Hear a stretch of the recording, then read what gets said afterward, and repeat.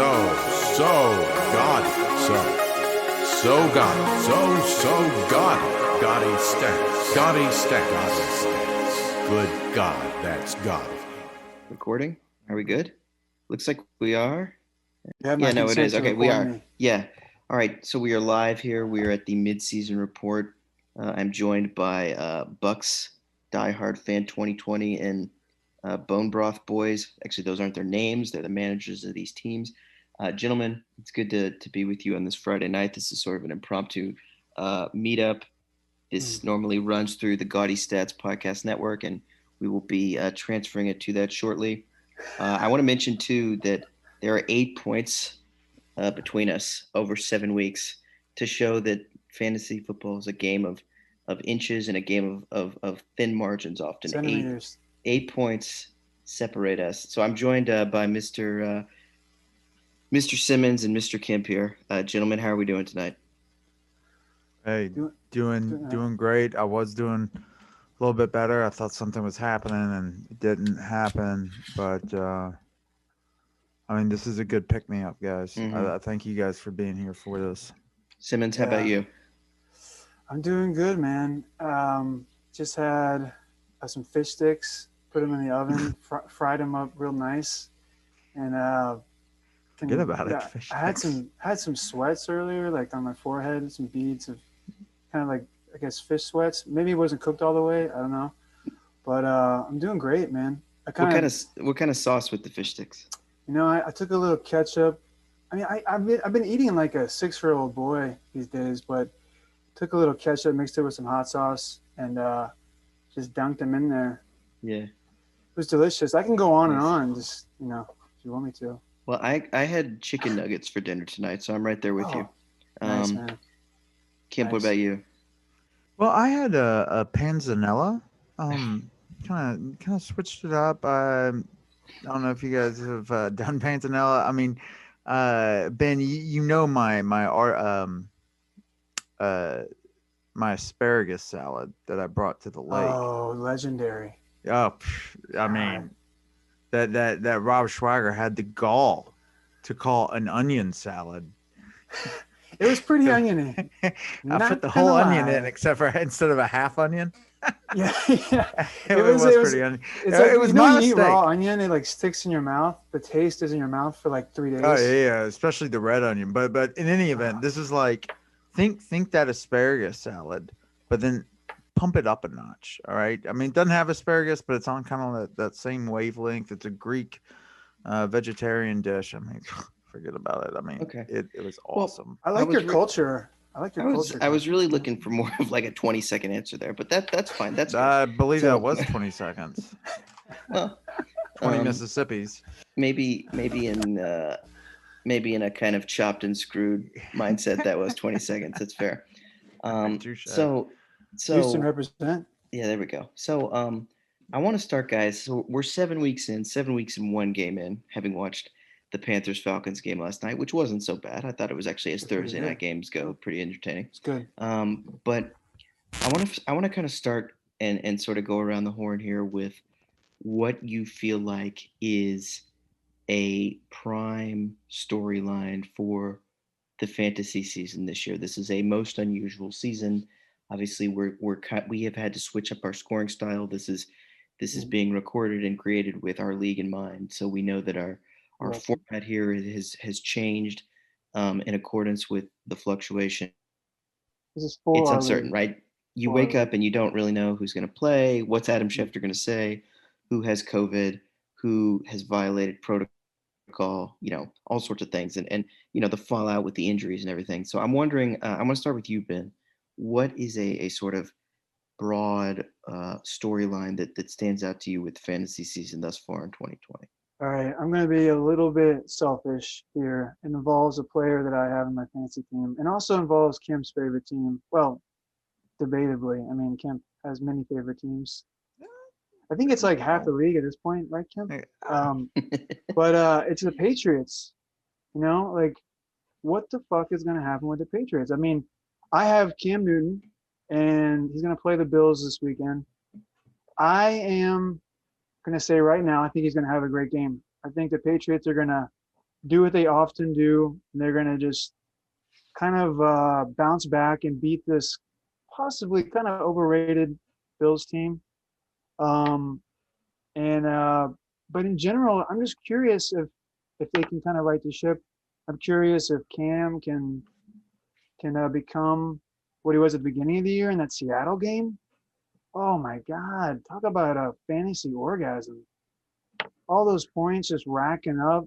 Cam Newton just running that last play was a killer. Sorry, Cam. But just in general, like the whole game plan and the way they were playing, Edelman was running free. Cam had them all off balance with the run pass options. Short yardage Cam is unstoppable. It was just a joy to watch. And I think the COVID really just stymied him. And I don't know what it did. I mean, I was reading something today that COVID can like mess with your brain and stuff. So maybe it like made him lose like 50 IQ points. I don't know. He like forgot how to read, defenses or something.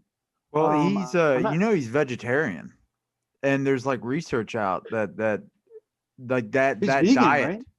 or vegan. That's what I mean. It's vegan. That diet. Like there's some correlation between that diet. You're more susceptible to get COVID. It's Why one don't of you these just ship things him that's a bunch of like, pork fat? Just like ship him a yeah, bunch of vitamin he B12. just he's to make bacon and then just that fat that comes off, just slip that in there. I Slurp mean, it really. down. Slurp that Um, bacon juice. Well, but yeah. I mean, so that's the first thing I'm thinking about. What about you, Kemp? well, I think if we're gonna look at the broad spectrum here on like storylines, I don't know if you want to do it fantasy wise or just all of the NFL. I think Well, I I guess, had said fantasy, but thank you for listening. but I mean, well, I was just gonna say like one of the things that really struck me was the fact that the NFL's wide open this year, just not just on the top end, uh, um, or excuse me, on like the middling tier and then the bottom tier, but in like the top end. I came in thinking that Kansas City was going to be um, a wagon, and I think they are still very good. But you know, Oakland and Bill Belichick kind of put the A wagon. kind of put the blueprint on how to beat them. You force them to just run, limit how much Mahomes is going to be passing, and there is a formula there to beat them. I mean, you got Mhm. Oakland, or excuse me, Las Vegas, that's going in there, um, that kind of embarrassed them, to That be was a hell of a honest. game. Yeah. Yeah. It was like Henry they were, Ruggs, man. uh, and so and then right on their heels is the Titans with my man Mike Vrabel. I mean, what is this guy not a shoe-in to win Coach of the Year this year? I mean, come on. I thought we were We talking fantasy. This Yeah, well, sounds like so Mike and so let Mike. me I'll back off on that, but and then on the second storyline, really quickly, it's just Tom Brady, 43. My man Ben talking about Cam Newton, how much of a disappointment he's been fantasy wise, but lucky for you, Ben, you were smart enough to grab Brady as well. It You was all sniped me just on it both was those all just guys. to screw you over, Kim. The Yeah, whole yeah. I thing. mean, you got them both from me. I was infuriated I by was it. dying laughing when you sent me those texts. I'm sorry. I was. I felt. I really didn't mean. In all honesty, I did not mean to like. You did. But You I did just do saw it. I saw the value with Brady. But honestly, at the beginning of the year, Brady had some pretty nasty showings, and He did. He did. I He was was about to doing put him on the block, man. Like he was he still doing he still Bruce could like Arians offense. I mean, come on, yeah. Bruce. You let Tom do his thing, and now Tom's doing his thing, and he became NFC Player of the Month. So I mean, it's like he's Yeah, he's he's bounced back. metronomic on just once he's got his groove together, you can just expect good things every week, but from him moving So forward. this week against the Giants, how many fantasy points are you saying? Well, 25? I Over think he under 25. What would you take? Oh, over. Absolutely. I mean, Oh. you're looking at a player that's just going to extend his streak as far, or not streak, but his record of most TDs all time in a career, which is now held by Tom Brady. He will never lose that. He will always be one time, all time QB pass leader Him and for Drew career Brees are kind of TDs. just going back and forth right They now, are.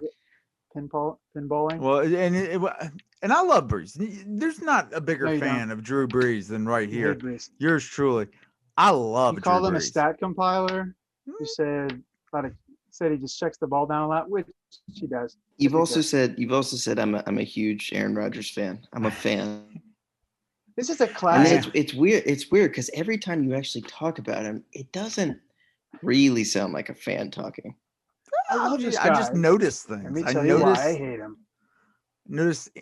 I just notice inconsistencies about the way he plays. It just kind of rubbed me Yeah. the wrong way, but I'm just going to call a spade on that. I have a couple things in response to both of what you said, Chris. Sorry, go ahead. Tell me more about Tampa. Well, I do think that, and now with Antonio Brown being signed, I think that was just a Ooh. gratuitous signing. That's a good way to Brady, put it. Gratuitous. yeah, it was. They didn't need him, but I guess now they did. With Godwin being out, but I'm This is all excited to vodka, see. by the way. It's all vodka. That's actually what I was going to ask. Okay, so apart from, and I think it's possible that Antonio Brown, the idea that he could blow up the locker room, I think that's probably overstated. Apart from that, though, okay, in terms of fantasy, do you guys think that this is going to have any sort of tangible impact, positive, negative, or maybe none at all in terms of the passing game and maybe the volume that someone like Evans or Godwin would have? I mean, Simmons, I know you have Evans, who's been he's had a very strange statistical year and some Oh my very God. odd, bizarre statistical lines. Do you guys, each of you, see Brown kind of complicating this in any kind of clear way with fantasy purposes Big time. involved? Yeah, Um, I think Evans was. I mean, he was in dire straits fantasy wise even before this signing. I mean, I knew he was going to be hot and cold when I drafted him, when I ponied up for him. He wasn't that expensive. I think he was like my most expensive player though, strangely. But he's always been kind of hot and cold. Like he has those games. I think Chris, you had him 1 year recently, right? I did. He he It was like 3 or 4 years ago. okay. It all kind of blends together, but Yeah, it really yeah, does. he'd get like 5 yards, and the next game he'd get like 180 yards and 2 touchdowns. So, Hmm. and I think in this kind of format we have, I felt like he'd be valuable, but yeah, like Sam, you were pointing out to me, but through text, like the 2, 2, and 2 line is so ridiculous, Yeah. and That is like we had one of those awards like last year or the year before, yeah, like Gaudy Stat Awards. That was just like the most absurd. yeah. Well, we That's can a do a finals. Gaudi's this year. That'll definitely be on there. 2, 2, and 2, and it was absurd and like yeah, it's been touchdown dependent and I mean this week I think he's going to get targeted a lot because no Antonio Brown yet and also no Godwin, but yeah, I mean how could you not zero in on Godwin, especially for Tom Brady who's so used to throwing to guys in the slot into like these crossing routes and these slants and everything, and Godwin's just really good, so he's kind of zeroing in on him, and then Gronk's emergence has been a damper on Evans as well, especially in the red zone. And Hmm. the last 2 weeks, I mean, Evans has just been awful. But hopefully this week he'll bounce back. But yeah, I mean, I might need to trade him honestly. So if any of you guys from our esteemed league are listening, throw me an offer. Mm-hmm. Maybe I'll accept it. I This is a more valuable forum than the message board, arguably. Literally, you create a Yeah, Zoom link to offer a trade to everyone else. you create League, some right? put it content on the Yeah, podcast. for right. for the Yeah. for the league. Yeah. Exactly. Camp, what do you think? When N'Keal Harry came out, I had comped him to Mike Evans coming Mm. out, and and then once it, after last year, I'm like, oh man, I don't know if that's the right comp, but like I am thinking it might be a good comp, especially with the way Brady used or didn't use N'Keal Harry last year, and how he's not really using Mike Evans this year, Hmm. because neither of them can separate. Neither of them are really good. Neither of them have been really good at uh, getting open per se. They're good at the catch point. They're good at getting the ball. If you throw it up in the air in his direction, they will grab it. That Sort of is thing. like the most disrespectful thing you've ever said about Mike Evans. I mean, N'Keal Harry is floundering right now, I, and Mike Evans I has been a didn't mean it. 1,000-yard I didn't mean it receiver as every year. I didn't mean to compare Mike Evans to N'Keal Harry. It was more comparing N'Keal Harry to Mike Evans as like as a comp Hmm. coming I into see the what you're saying. draft. That's who he close that He I thought project he he closely projected resembled. to be a Mike Evans. I got you. Well, I don't. First, to be clear, I don't see what you're saying. But the question was about Antonio Brown. Oh yeah. Can I take this real quick? Well, I think I asked you, so yes, you may yeah. take it. So Tom Brady has a way of locking in on receivers, and you could see that during the Miami game, the one game he had with them last year, that he was just looking his way the entire time. And there's something weird going on with Tom Brady and AB. I like he vowed. I don't get why he vouches for probably one of the worst people off the field. At least In he's recent in the memory, top yeah. five, but like He's a little bit. He's like one notch above Ray Caruth, I think. yeah. Yeah.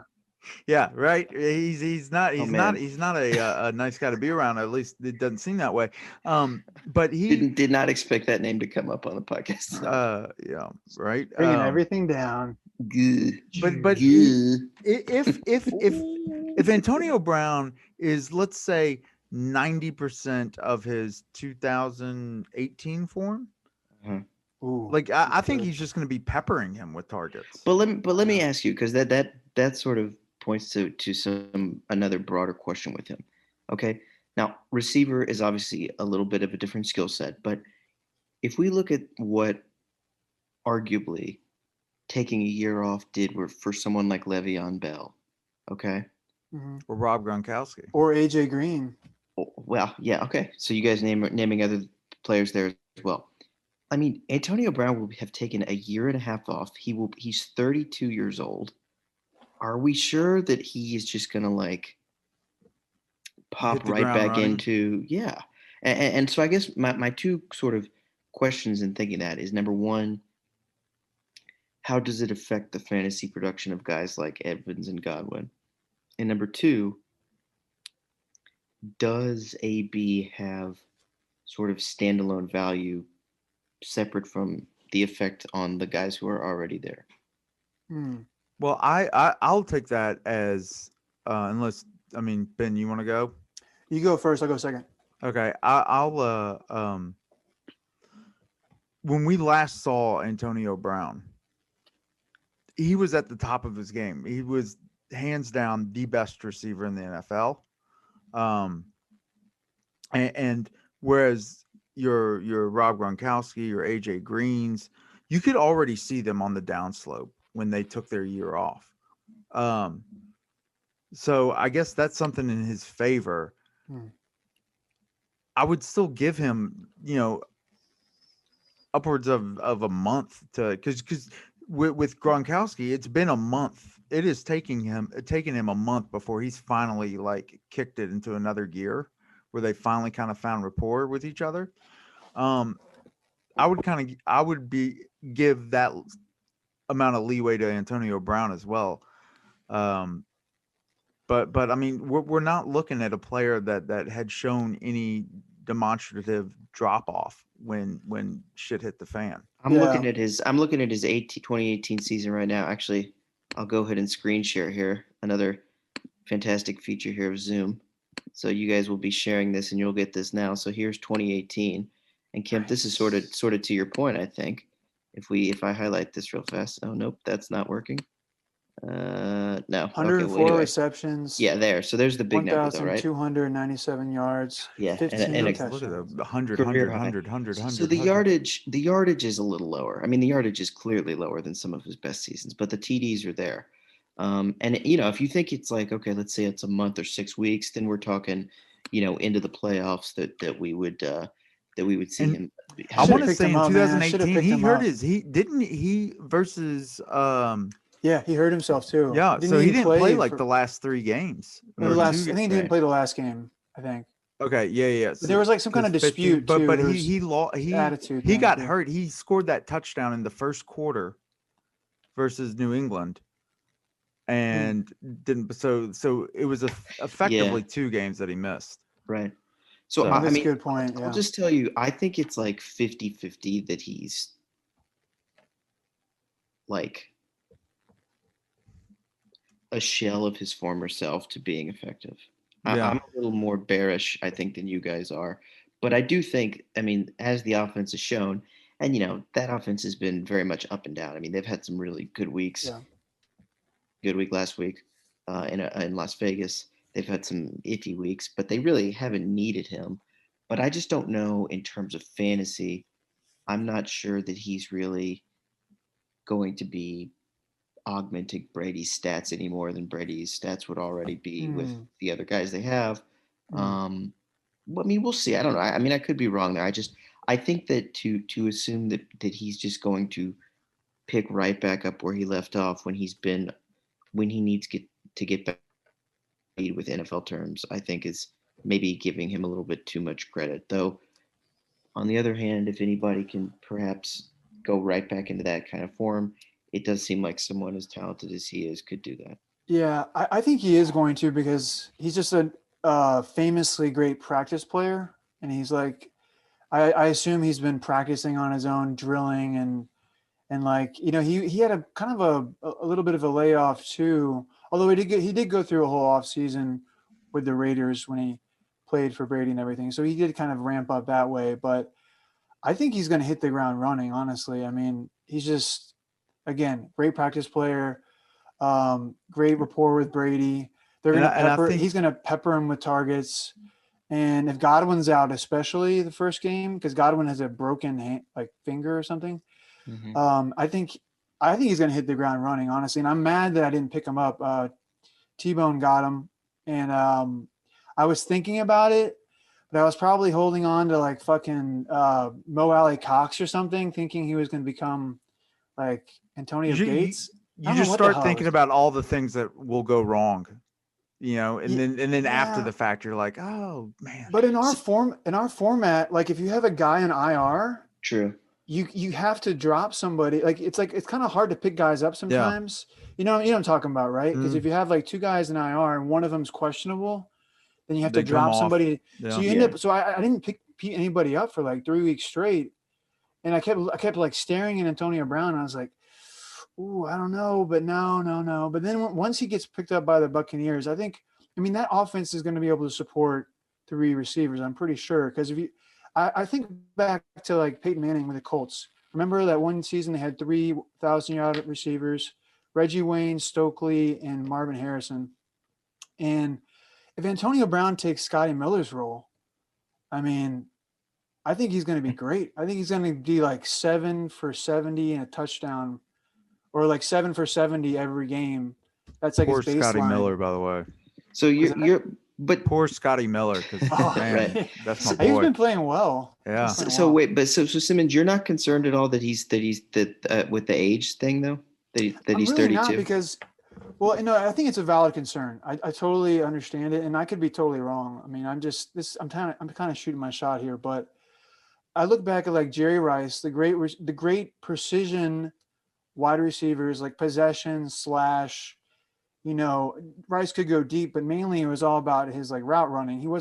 He actually wasn't that fast. If you look at his 40 time, I think it was like 4.6 or I don't know what it was, but it was just great route running. And I think Antonio Brown can just get open. I mean, I think he's he's going to be open all the time, especially if they put him in the slot.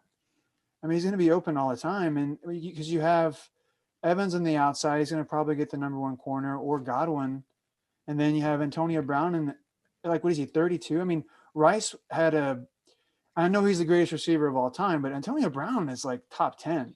He was the best receiver of the 2010s for sure. Yeah, I mean, we talked about it. I remember we discussed that a while back, but and I believe that, so I think you get him in space, against like the nickel corner, and it's game over, he's just going to be open on those little slants and those little button hooks all day long. I could be totally wrong, but that's just how I see it. Yeah, the cliche is that the legs are the first thing to go, and once that goes, like, you're done. I think for him, his brain was the first to go. He's been smoking on too much of this sticky icky, a little bit too. I think he's doing harder stuff than that. I think he's like doing the coke, doing like designer. Yeah, you're probably right. But too much CTE or something. That's the going back to your point, I think that's what the connection with Brady, and Antonio Brown is their practice habits and their obsessiveness over. Brady gets up. It was known in New England for getting up 6 o'clock in the morning, just throwing balls. Ooh, And why not 5:30 in the morning? Yeah, I mean, only 6. I know. Well, he's 43. Come on, give him a break. The guy is. Don't older people wake up earlier though? But well, yeah, I say wake up. I mean, get to the stadium. But get that oatmeal, get that cream of wheat. And you see all those YouTube clips or video clips of Antonio Brown just catching the ball. What are those machines called? Where he's where the ball gets thrown out. No, they're called something. Yeah, I know. Ball throwing. Machines. Thingamajiggers. It looks like and he would say he would do it for hours, just like catching the ball. So there's something with that. The obsessive. It's called a jugs machine. There you go. Well, I mean, he's all cracked out on whenever Antonio Brown's all cracked out on whenever he's taking, and he's just, like when you smoke too much weed and you get in the zone, like playing Halo. It's kind of like that, but with the jugs machine, Yeah. Well, did you ever watch his like cribs show where they like go through his cribs and he shows them? The guy is fucking nuts. He is insane, dude. So he's a crazy genius, football genius. My other question, and this goes back to Simmons, what you were getting at is, and just as quickly as you can answer this, because I think it's not going to warrant an extended response. Getting back to a normal format where we would be starting a standard lineup. And by the way, that's another reason, real quick, to wrap up on the AB point. That's another reason is that in the format we have this year, it's just so low stakes where you're not really pressured to make the decision that you add someone like Brown to the roster. And it's like, if he's washed up or if he, has a psychopathic temper tantrum in week 10, I just drop him. And whereas before the stakes where you put him in a slot in a flex spot, that has real consequences. But to that end, and the notion that we're in this different format, but let's say we're in a normal format, right, where you're starting, 3 receivers, 2 running backs, flexes. Is there anyone on one quarterback? Is there anyone on the Patriots that you would feel confident starting on a weekly basis right now? Is there any offensive player? Because I'll just answer James White. I will say right now there's none. There I would put the number at 0. Yeah, after James White played 10 snaps and had 1 catch on 1 target for 3 yards last week, I would have said him before that game. But after that, maybe Damian Harris as like a flex, if you're because he's been getting decent yardage, right, Kemp? I mean, you have Damian Harris. Harris has been good, yeah, that's true. But they've had defenses know that's coming. They stack the box.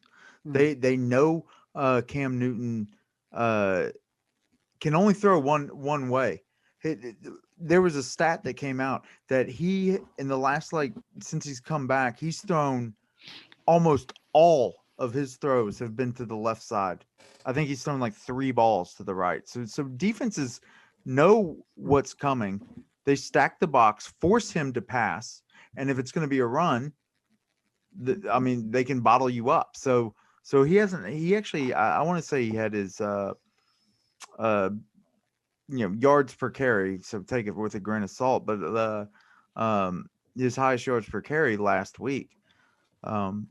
So I do like Damian Harris if they can find a way to open up the passing attack so that not the entire defensive line's focused on stopping the run. Is there anyone else you'd be comfortable starting though on a weekly basis? No. Besides Harris? Yeah. No. So Harris and then like maybe sort of White, but no receivers, correct? I mean, we don't think that. No, I mean it's awful. It is a shit show. It's bad. And you Who's can going to go catch back. the ball this week? I mean, they have no N'Keal Harry this week, no Edelman. I mean, Bird. Can they bring back Aaron Dobson? No.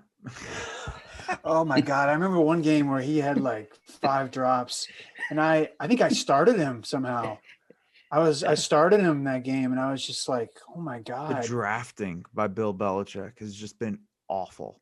At least in the rounds that count. He's actually been really good at developing players in the later rounds.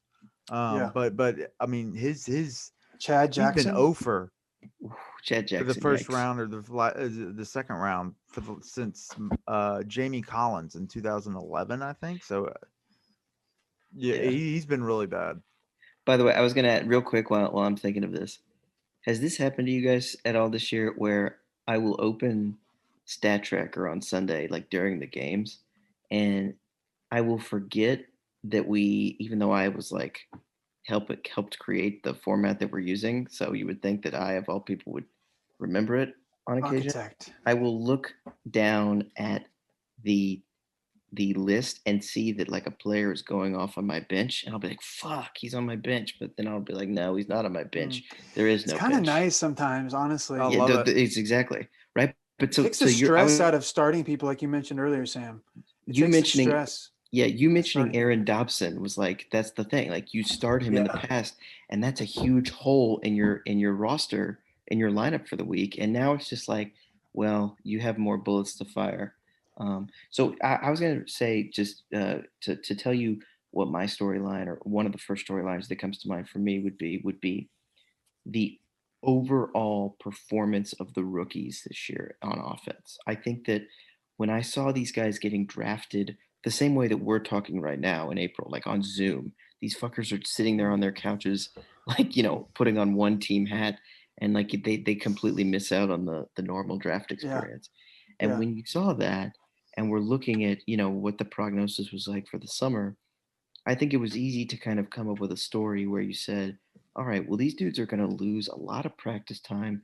They're going to lose a lot of the kind of seasoning that a rookie would normally get in the summer months and even in the kind of August and September months. And the consequence of that in a lot of cases is going to be, slower starts for a lot of these rookie players. And I think particularly looking at a couple of those quarterbacks with both Justin Herbert and Joe Burrow, and with these receivers, if you're talking about guys like CeeDee Lamb and Justin Jefferson and Laviska Shenault, and help me out here, Chris, who am I leaving out? Well, Jalen Rager's about to be up there. Okay, but he hasn't been good yet because he's been hurt. But there's somebody somebody good this week. He's going to blow up for Chase Claypool. Chase Claypool. Thank you. Yeah, that's what I'm thinking of. But to see these guys come in a completely abnormal year and from the jump contribute, if ever there were a year to see some of these guys not come in and be at their best, it would be understandable.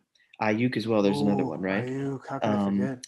And so, regardless of whether we were on some of these players or not in the draft, I'm surprised at the level of quality that we have seen from these rookie players, and I think it bodes well for their careers going forward when they can make the most of what have admittedly been, completely screwed up circumstances. Yeah, no, Totally, man. I mean, Yeah. what about the rookie QBs too? I Yo, mean, that's what I'm saying. Yeah, Herbert and Burrow, right? Herbert, Yeah. Burrow. I mean, it's some gold they found in the draft. I mean, I've been so impressed. I mean, is it part of it like the rule changes? I mean, I don't know how they're able to put up these numbers. Maybe they're just really that skilled. But yeah, Burrow looks amazing. Looks like And I'm pumped to see Tua. yeah, that's gonna be fun to see Yeah. him. I think he's Yeah. gonna have a nice game.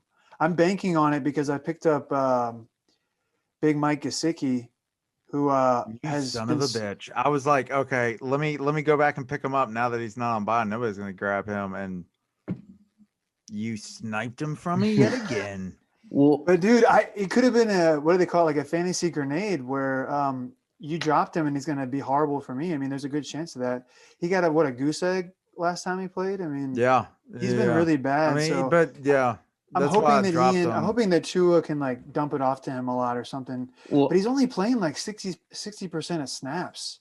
Like he's not even like he's like I guess he's like their starter, but he's not playing, a full allotment. He's not playing like a Hayden Hurst snaps, he's also on my team. But Hayden Hurst has Yeah, and been then they got vanilla Adam Shaheen. milkshake. What? What's that? actually, I had a vanilla milkshake tonight, They're and it was good. Have you guys ever had a banana milkshake? I have. With no added sugar? I'm not a That banana sounds guy, but I've had. it sounds When, disgusting without like when like they put like strawberries or something. when they put like artificial banana taste in it, it's disgusting. When it's just banana, it's very good. But I used to have chocolate banana as a kid, which peanut sounds butter weird. banana is good too. But anyways, So, but no, so T Higgins. Before I was like, man, there's Oh, yeah, another T. player, Higgins, yeah. T Higgins. by the way, can I mention It's been Mike great. Gesicki? His 3/4 sleeves annoys the hell out of me. I don't like it. You know who else has that is doesn't Kittle have one sleeve? It's like almost 3/4. Maybe it's Yeah, but like it's a I to his feel like bicep. Kittle doesn't he has like the compression. Gesicki has like an '80s baseball shirt that he wears under his pads, and it just really it bothers me a It's lot. like a Aeropostale, I like noticed a Abercrombie and Fitch shirt dude, underneath his jersey. he's like straight out of like American Eagle or Aeropostale in 1998, and I noticed it in the Thursday night game with Jags and Dolphins. It was just bothering the hell out of me. Anyway, but so that's my thing. Yeah, and Chris, to your point, to what you're saying, T Higgins would be in the mix there as well Dude, he for looks a receiver. good, man. He looks really good, and so these guys all just look like they've been in the league for a couple years, and I cannot say with any degree of honesty that I thought that they'd be doing that this year. Yeah.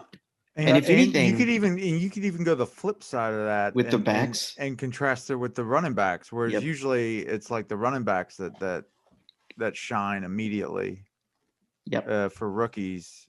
James And Robinson. this year, like James Robinson's the top rookie. It's crazy, man. Yeah, Osborne, what the a top pick. rookie running back, and Akers not so much. yeah, but like Dobbins, Well, they also have big not so five, much. Like 80 running backs on the Rams. like Yeah. Clyde Cycling Edwards in. Hilaire. Well, I mean, what do y'all think about CEH? I love him. I like him a lot. I do too. He's like a really girthy water bug, and I can't get enough. Yeah. But like he hasn't popped yet, like I like him. He I popped like week him. 1. He's on my dynasty team. I love him. I drafted him first, second for a reason. But like going into the draft, you had CEH, Jonathan Taylor, who I also really like, Yeah. J.K. And Dobbins. he's been good, but not as good as CEH. But he's been very good. Yeah, he's been decent. Mhm. Dobbins, Swift is coming Swift. on. hmm I like Swift. And then there's Akers. Akers is like a just totally practice squad disappeared. player. This was supposed to be the class for running backs. Yeah. And you got an undrafted guy that's Who's leading it? yeah, it's kind He's of crazy. good, man. Well, so if Solid. we can snake this, and I'll go first quickly because this will dovetail nicely with what you're talking about. Let's talk of things that we've been wrong about. The thing that I want to point to that I think I've been maybe not the most wrong on, but been fairly clearly incorrect about with I'm ready to hear it. production this year is Baltimore's running game. And thinking that Baltimore's running game. So let me ask you, because I looked this up, guys. In our system, what do you think the highest ranked Ravens back among running backs is ranked in our system? In other words, like the 10, Oh god, I, what a I think of clusterfuck. I think of the 10th running back as like the RB10, right? Or the RB20 or whatever. What do you think the highest rated Ravens back is? Gus Edwards. So he's actually third. He's the RB52. Wow. Who do you think is the highest? Wow. Rated. You said what did you say was rated? What is the criteria? The Pro Football Focus. Is it J.K. Dobbins? No, it's our league system. Oh my bad. It's our points among points the among first that part. position. Or, Yeah. Yeah, it has to be Dobbins. Okay, so I'm looking this up again because I navigated away from the page. So well, hold on, I need to sort by points again. My bad. Stand by. Live radio here.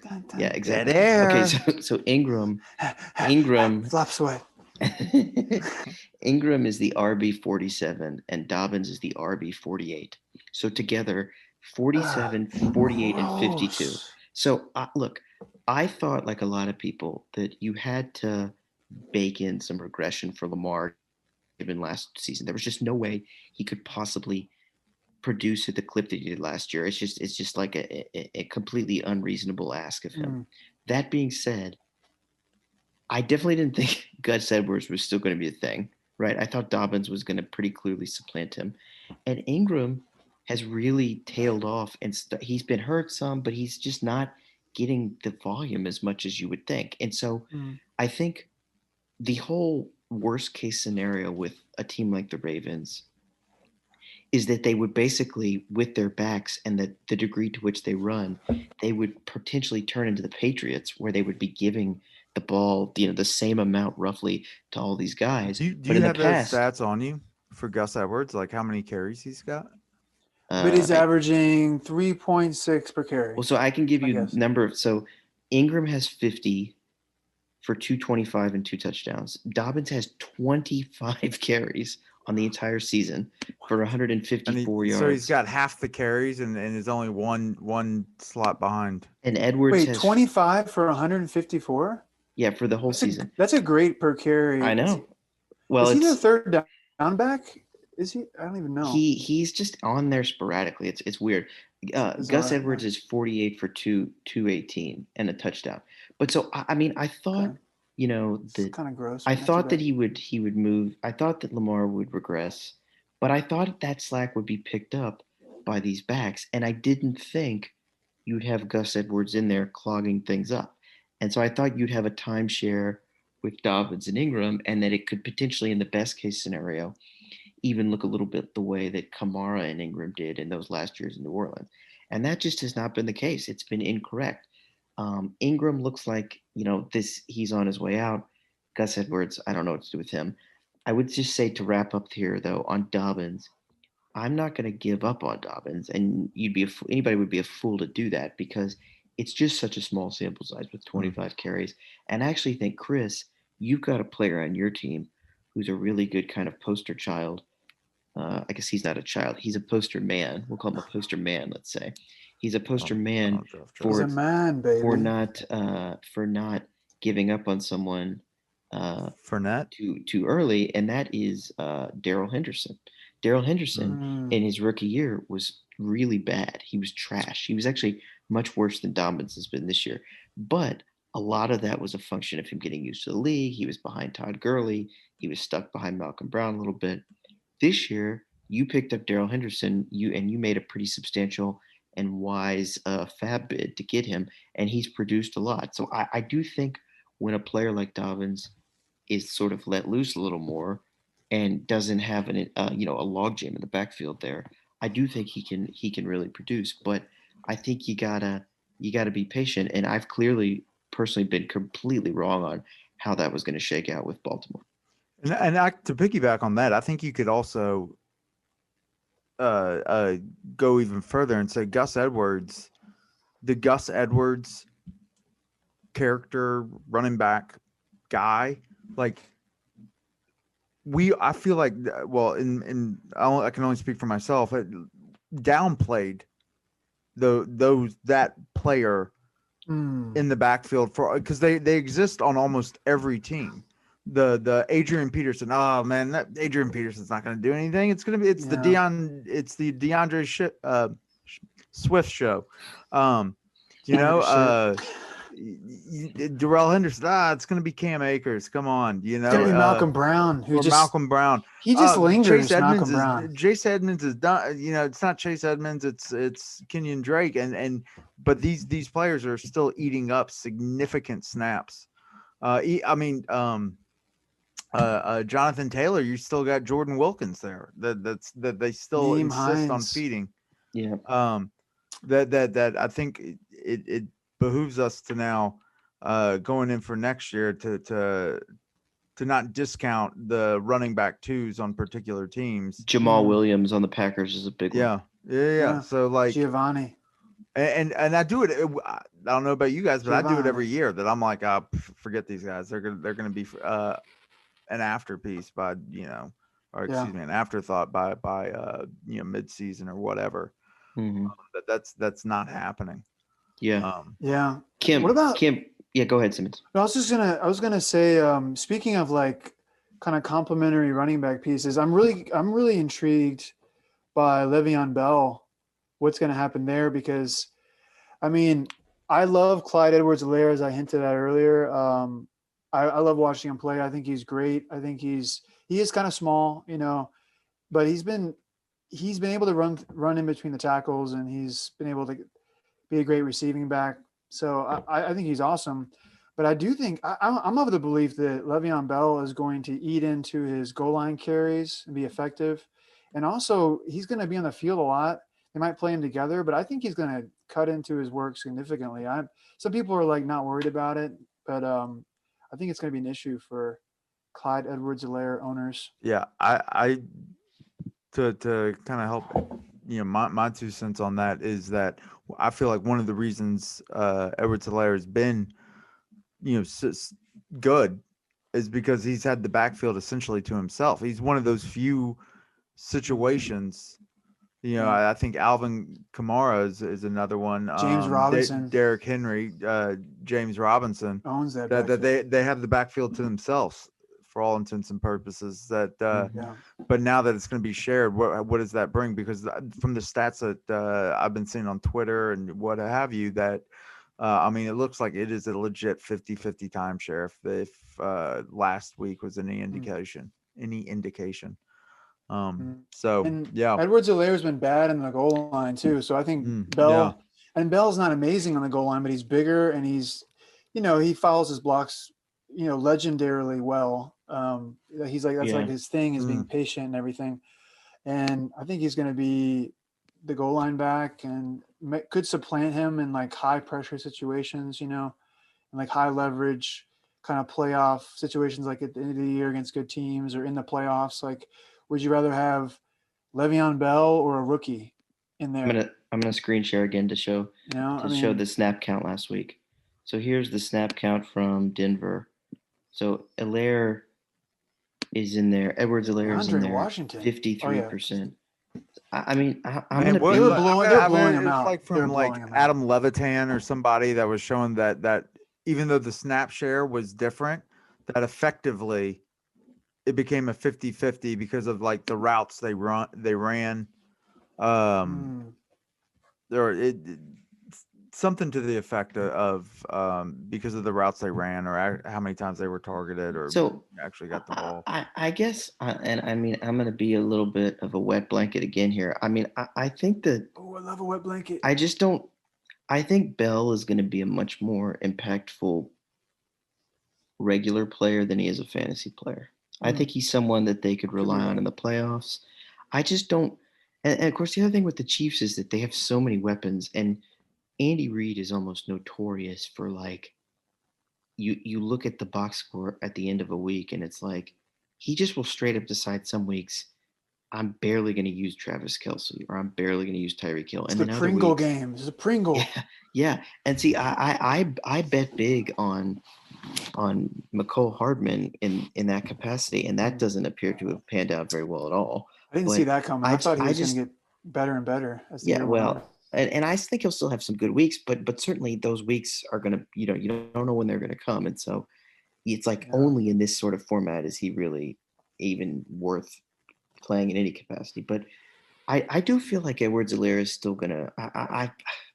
I don't see it being 50-50, honestly. I think I think Edwards-Helaire has been such a yards from scrimmage beast that I Mm, think that it's been good. I think he's still going to get the lion's share of the work, and I think Bell is frankly just chasing a ring. Now that doesn't mean he can't play still. I think he can play, but I feel like this is going to be someone who is going to be a lot more of a factor in January, and I could see the Mm. same being true, I suppose, at the risk of oversimplifying it. I could see the same being true for Antonio Brown, in that they're brought in to make plays in bigger games while not necessarily putting up gaudy stats. Mhm. And how many times are players traded or signed to a different team midway through that get all this hype that don't turn into anything that Yeah. Mhm. disappoint Yeah. regardless of position. But so yeah, so that I think that's the big thing. Just precedence has shown that you don't get as much of an opportunity as you think that you would going in. Yeah. I have a question for you, Sam. What's your take on James Robinson? Because I like, Okay. so Well, I'm like, I was kind of like, he's there just because he's got the opportunity. But okay. I was So, looking at some highlights of him. He's pretty good. yeah, well, okay. So we were talking about Baltimore and then Pretty good. shifting into Casey and then Kemp, unsurprisingly, a hard left turn. Can I say one Well, one To, we're quick? talking about running backs Let's go that back to like no, James okay. that have Robinson. the Let's go back to him. But let me say one quick thing. This Okay. is yeah. another Go. reason why I think Le'Veon's going to be a good fantasy player. And I could be Okay. complete. Well, Sam, you made great points. So did you, Kemp. But I think the fact that Andy Reid loves to use running backs and he uses Mhm. them so well, and that Le'Veon's been such a great receiver, I think they're going to get him involved that way. I'm not saying he's going to be a beast, a fantasy beast, but I Yeah. could see him being like a flex option. Oh yeah, he'll have good weeks. I don't doubt that. And I think part of it's because I'm playing him in DFS this week, so I'm like wanting it to happen, and Right. it cannot happen. So, anyways, back to James Well, I mean, Robinson. part of the weird thing too about that, and I think we would all agree on this, is that I feel like if you, just like we've seen the first 7 weeks, if you had CEH in there exclusively, or if you had Bell in there exclusively, Oh man, it would be like mouth watering. But having them both yeah, in there, it's kind of just like, ugh. I mean, it's just like it's almost like a yeah, too many cooks situation I know what potentially. you're saying. But that's kind of, but that goes back to where I was talking about the Gus Williams guy, Gus the Edwards, Gus yes. Williams corollary, where like Gus Edwards, yes. whatever Gus Edwards, yes, yeah, I'm doing my Gus Darrell Robinson, Williams, but um, Gus Edwards James corollary Edwards. here, Robinson. where everybody, there are no teams that have where it's clear cut like that. Yeah, no, that's a You good had point. it with KC, but now it's like you throw this wrench in there and you're like, ah, fuck. Well, now I don't like And, either of them. man, like Clyde Edwards-Helaire, he's had a kind of a fickle year where he's almost scored so many times they keep getting called back, Yeah. and like he's had a weird fan. He could have like easily have 3 more touchdowns, and but it's true that he has not been effective on the goal line.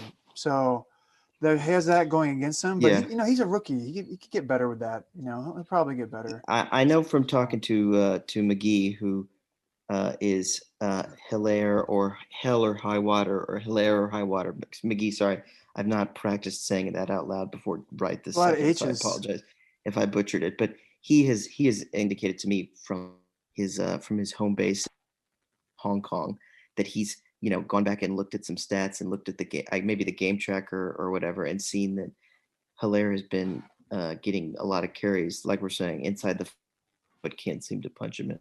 Yeah.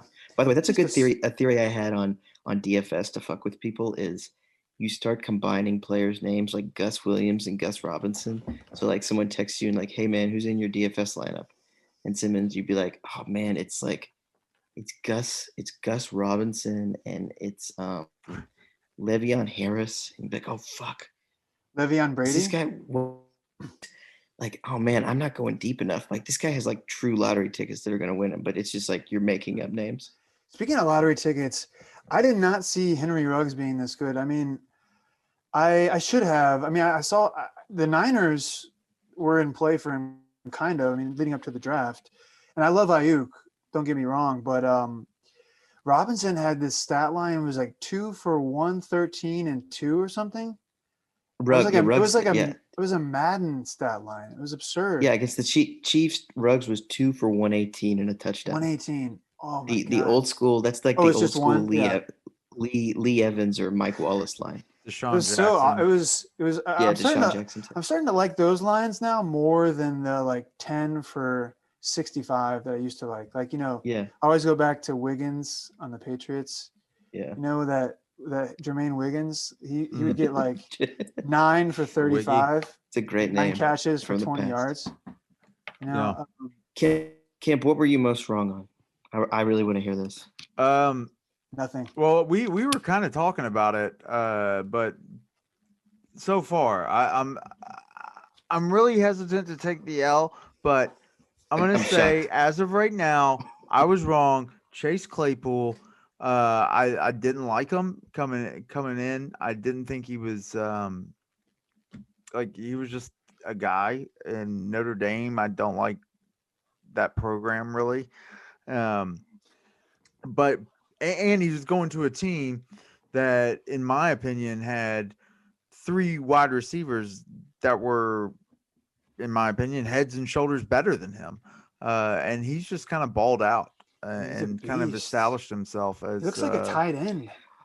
Yeah, like he's been really fucking fantastic. So, to be fair though, specimen. Most people didn't really expect him to break out. You know what I mean? Like you're not on an island thinking that like a second or third round receiver would not immediately be good. You know what I mean? We're not just talking about rookies, are we? We're talking about just fantasy players. I mean, I said Baltimore's running game. I mean, what I'm saying is, I don't think it's I don't think that's a huge loss to say that you thought Chase Claypool wouldn't be really good. I think that's why he's saying it so it doesn't look bad. Yeah, well, there you go. It's a good. I thought that Brady would get 50 touchdowns, not 51. You know, Sam. I mean, I'll give you another one. I gotta admit, I didn't see James Robinson coming, Sam. I'll admit it. I didn't. I was fading James Robinson. That was your fault because it's incredible what he's done, though. It is. I know, but that's basically the take. James Robinson was undrafted. Chase Claypool was a 2nd round draft pick. Tony Romo. So, I mean, let's pump the brakes on nobody was thinking Chase Claypool was going to be anything. Do we want to look at his preseason ranking in receivers? He was not in the top 200. I guarantee you. Who, Chase Claypool? Yeah. For us, maybe for us, but I'm talking about in the fantasy football landscape at large, there were a lot of people high on Chase Claypool. T. Glick has been great about picking up those rookie wide receivers. He's got Fulgham and Claypool. Yeah. And Fulgham's a 2nd year. Yeah, Fulgham's not a rookie, I don't think. He might as well be though. Sorry. Yeah. So Kim, give me something more. Okay, let's do take 2. Ready? All right. 3, okay. 2, all right. Since apparently a 2nd round wide receiver drafted at Pittsburgh, which is like wide receiver U now, is not good enough. I'll go great wide receivers. This might be me being biased pro New England, but I was thinking Cam Newton was gonna be throwing cannons. That he was gonna lights out. And he sucked. He has sucked, and I don't care what anybody says. Tannehill straight up. His only good game was versus Seattle, which has the worst pass defense in the league. Yeah. One of them. I don't care what you said, Sam. You were wrong, 100% that he was good versus Las Vegas. He was not. He was good. He was terrible. I thought he was fine. I thought he was good. He was not good. He was not good. But we're talking about fantasy here, Crim. This is a fantasy show. Okay, but you can extend that to fantasy because this is the fantasy fools. He wasn't good versus Denver, and he wasn't good versus starring Simmons versus San Francisco. Simmons can tell you this. Abramson. Okay. I mean, he's been. I admit that he's been awful lately, but I think he was good against the Raiders. I mean, I've been saying. I just realized I've been I saying thought Oakland this whole he was. time. It's Las I thought he Vegas. was pretty good I against know. the Dolphins It's too. hard. It is very Didn't he hard have to. no? Go, dude, don't apologize. Say Oak. I still say San Diego Chargers. He I don't was care. solid against the Dolphins as well. You're right. He was solid. I mean, that's why I think he's going to have a good game against Buffalo. I think they're going to get into the lab, him and Belly. They're going to take off their shirts, get all sweaty, go pour over some film, eat some oatmeal, and just watch footage all night. And they're going to unlock something. And I think he's going to shake the COVID cobwebs off. And I think he's going to have a good game. I mean, Buffalo has been. They only beat the Jets by 8 points, 18-10. That was disgusting. I'm being a little hyperbolic, but no, I mean It was just, really bad. No, it was really bad. How did they not beat them like 30-0 or 30-7 or something? Just incrementally passing them with field goals. The fucking Jets. Actually, I think that's game. My boy LaMichael P. Ryan even scored. He looked good. No, he looked good though. I think you gotta. Yeah, man. I think you got a second half.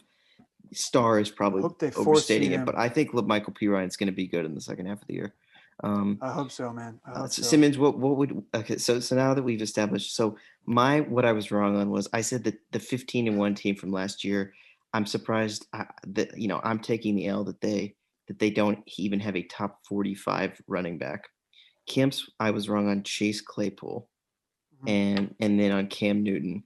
And now what is yours? Well, I have a small thing I was wrong about, and I have a big thing I was wrong about. I guess you could say big, and it kind of, the bigger thing piggybacks on what Kemp was saying.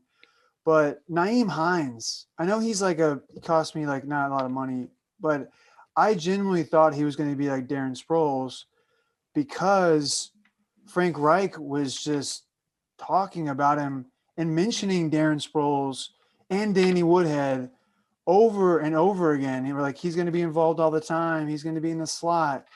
He's going to be everywhere. Nyheim Hines, like he's going to be our like slot receiver. He's going to be coming out of the backfield, catching a lot of passes. And we all know about Phillip Rivers' tendency to pepper running backs with targets. Danny Woodhead being the main guy, and Sproles back in the day. But I just trusted Frank Reich when he said that. And the first week, Nyheim Hines comes out and is like amazing. He has 2 touchdowns. I was, puffing my chest out, thought I was so smart. And then from that point on, it's just been like a steady diet of Jonathan Taylor, and Nyheim Hines is like now like 3rd string running back seemingly. And also he was returning punts and kickoffs sometimes too. So I was like that those points are going to be in there. I was so excited. But that was definitely a bad call. But also Cam Newton, man. I mean, like he might turn it around, but I was looking at Kyler Murray and Cam Newton. Kyler Murray went for $12. Cam Newton, I think, went for 11. Or Kyler went for like around there, maybe not 12. But I was seriously considering Kyler Murray. I had him last year.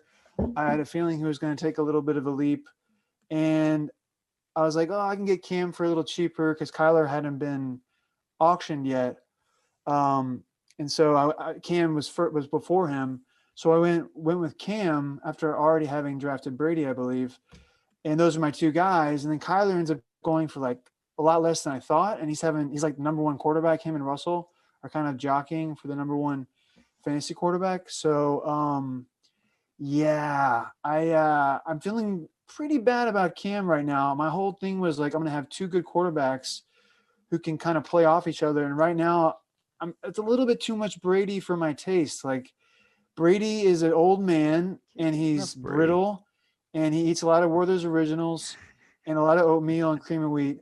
And I'm just a little worried about him. I'm afraid he's going to get hurt, or he's just going to forget that he's going to forget that it's 4th down, or something crazy. Like, oh, wow. If he does that, then I should definitely just drop him.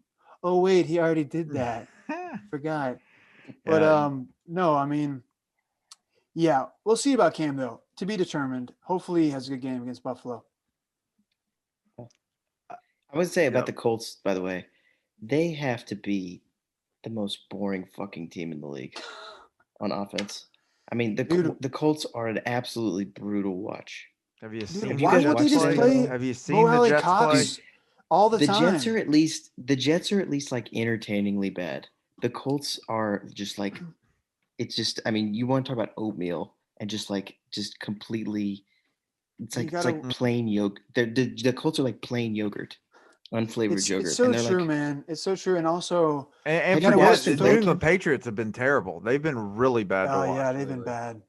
They've been And with the awful to Colts, like watch. you get to watch Phil Rivers jaw the whole time too. Like they suck, and And also he's like flapping his gums like the whole they game. don't throw the ball down the field. T.Y. Hilton looks like a fucking corpse, I basically. don't know what happened to him. That's a brutal team.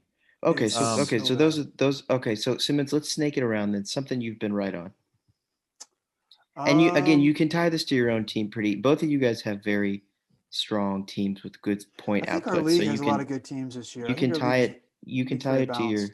yeah.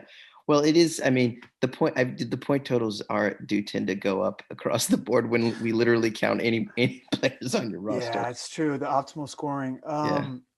No, I think I haven't been like super right. I think any of my players, honestly, but I think I've just been. They're all kind of like a little above average or like kind of where I thought. But I would say I had AJ Brown and Terry McLaurin last year, and I watched a lot of their games, and I saw how good Terry McLaurin is. Like, dude, if he was like playing with any kind of like a little above average quarterback, Yep. like he would be fucking amazing. Like he is so He's really damn good. good. Like Yeah. He's really good. he can do everything on the field. He can do all the short routes. He can do the long routes. So I was kind of obsessed with him. So I drafted him. I've been happy with him, even though he's getting held back by poor quarterback play. But I think he has a pretty good schedule coming up. So I'm hopeful. And then AJ Brown, yeah, I was patient with him because he was hurt and he had a mysterious like bone bruise in his knee or something. But he's starting to show flashes. He looks like he's about 6'8" on the field, but he's actually like 5'11" or something. It's really weird. Like it's like an optical It's illusion. true. It's very It's so weird. strange. He's like 6 feet tall, but he looks like a tank. And talk about a fantasy orgasm. That play he had last week when the 75-yarder. Jesus Christ, dude. Oh my God. I would put Was he both those here? guys. I would put both those guys well above average for what it's worth. I mean, I think Brown is a fucking stud. Yeah. And Well, I think I'm you being got him for $25, and as soon as I saw that, I was like, man, people were spending too much of their money at the start for Yeah. Simmons to get this guy for 25 because that was a bargain.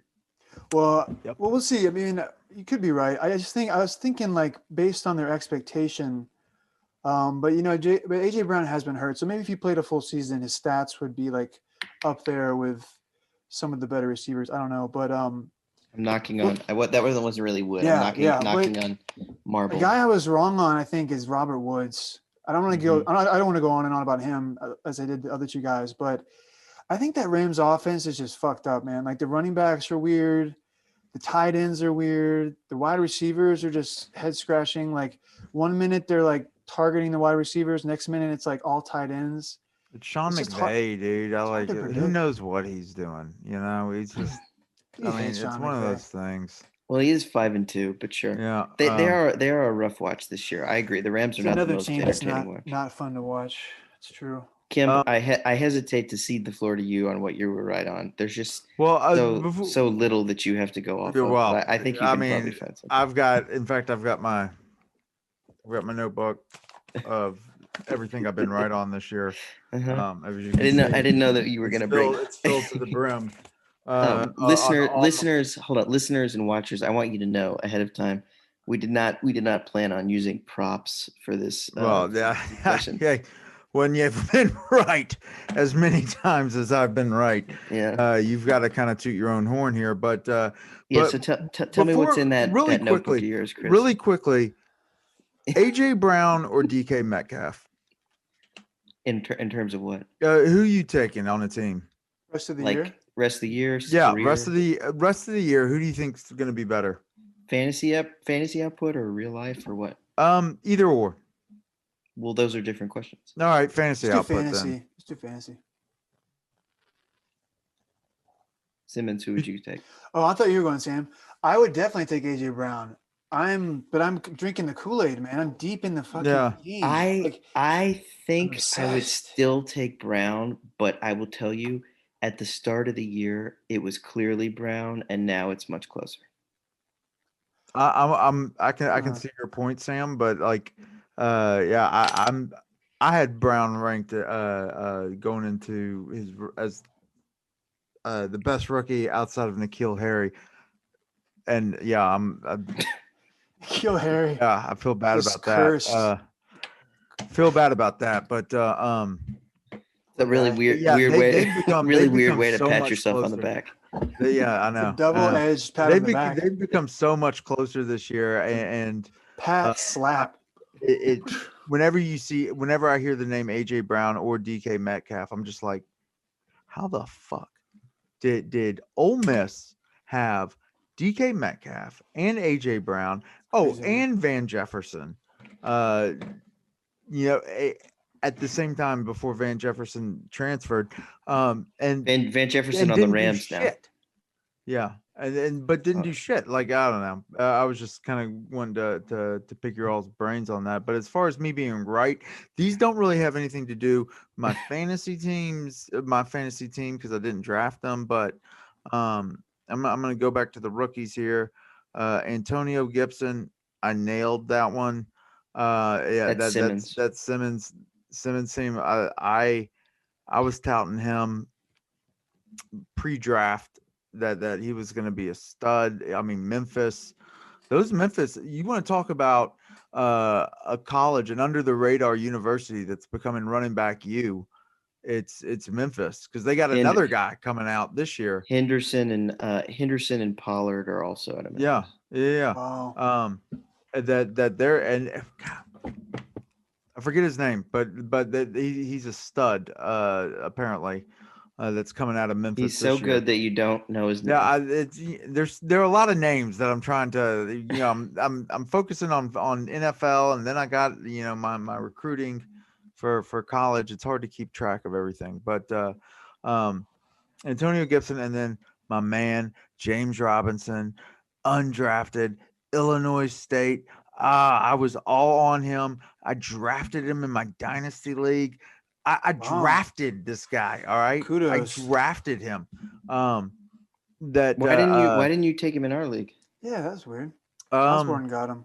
Yeah. Osborne, on reflection, what had happened was I needed to shut up hyping him up so much. Did you tell Osborne about him? Yeah, I spilled the beans. Osborne would have never known about James Robinson if it wasn't for me. And we'll be interested to get the other side of that. Don't go saying this to Osborne. I think Osborne listens to this. We all know the truth on this. I did Ozzy a solid there. So just to recap, the reason you didn't get James Robinson in our league is that you were too smart. Is that right? Well, it's true that you can overthink yourself sometimes. I mean, you can, but everybody can. I've done it before. Yeah, definitely not necessarily you, Kemp. I think one of the good things I like about auction, the challenges of it, is that I went in and I'm like, oh man, I got Adam Thielen for $30 or $31 or whatever I got him for, and DJ Moore I got for $32. He's been good. Adam Thielen. They've both been really good. But then you have somebody like AJ Brown go for 25 that immediately makes you feel like, shit. Yep. That you spend 10, 15, 20 minutes thinking that you got the steal of a lifetime, and then immediately you're like, shit, no, I didn't. Yeah.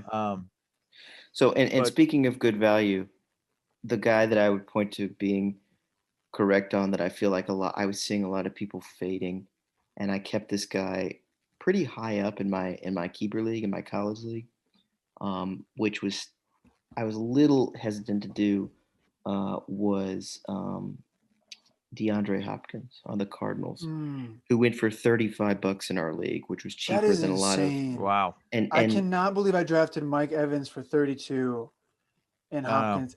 Initially I was like, Hopkins is going to be good. Like I did the whole 180 on Hopkins. Like my gut reaction was like, he's going to be great. Of course, it's an air raid. a lot of passing. And then I totally flipped around. I was like, he's gonna suck. He's Yeah. not gonna be good. I Well, can't believe that. and so I think there was a lot of reason, and it sort of ties back to some of the hesitancy related to the rookies in terms of valuing continuity this year, particularly valuing or fading more aptly guys who are switching teams in the middle of their careers. We had this situation here in Houston where it's like the middle or the end of March, to borrow a phrase from Conan O'Brien. There The was Ides of March. diarrhea falling from the sky in March of 2020, as you may remember, just collectively across the nation, right? Because pandemic was just destroying everyone. And Bill O'Brien was like, well, I know what'll make it better. I will trade my best player when everyone is in despair and screaming because the world is collapsing on itself. I'll go ahead and trade my best player in one of the worst and most clearly panned trades in recent NFL history, All right? timer. And so when this happens, obviously here people are apoplectic and are still just like cannot get over. And of course the fact that Bill O'Brien then gets fired after it just was like salt in the wound. But Belichick's disciple. that's another story. Yeah, sure. Unbelievable, man. Right. So but I mean, Belichick had stupid you trades like that as well. you say all that. Well, yeah, okay. So that makes sense. Then O'Brien is definitely like Mohamed Belichick. Sanu. Yeah. O'Brien and Belichick, same guy. No, I agree, Kev. So anyway, so Hopkins goes to Arizona, and I think we all like Kyler Murray.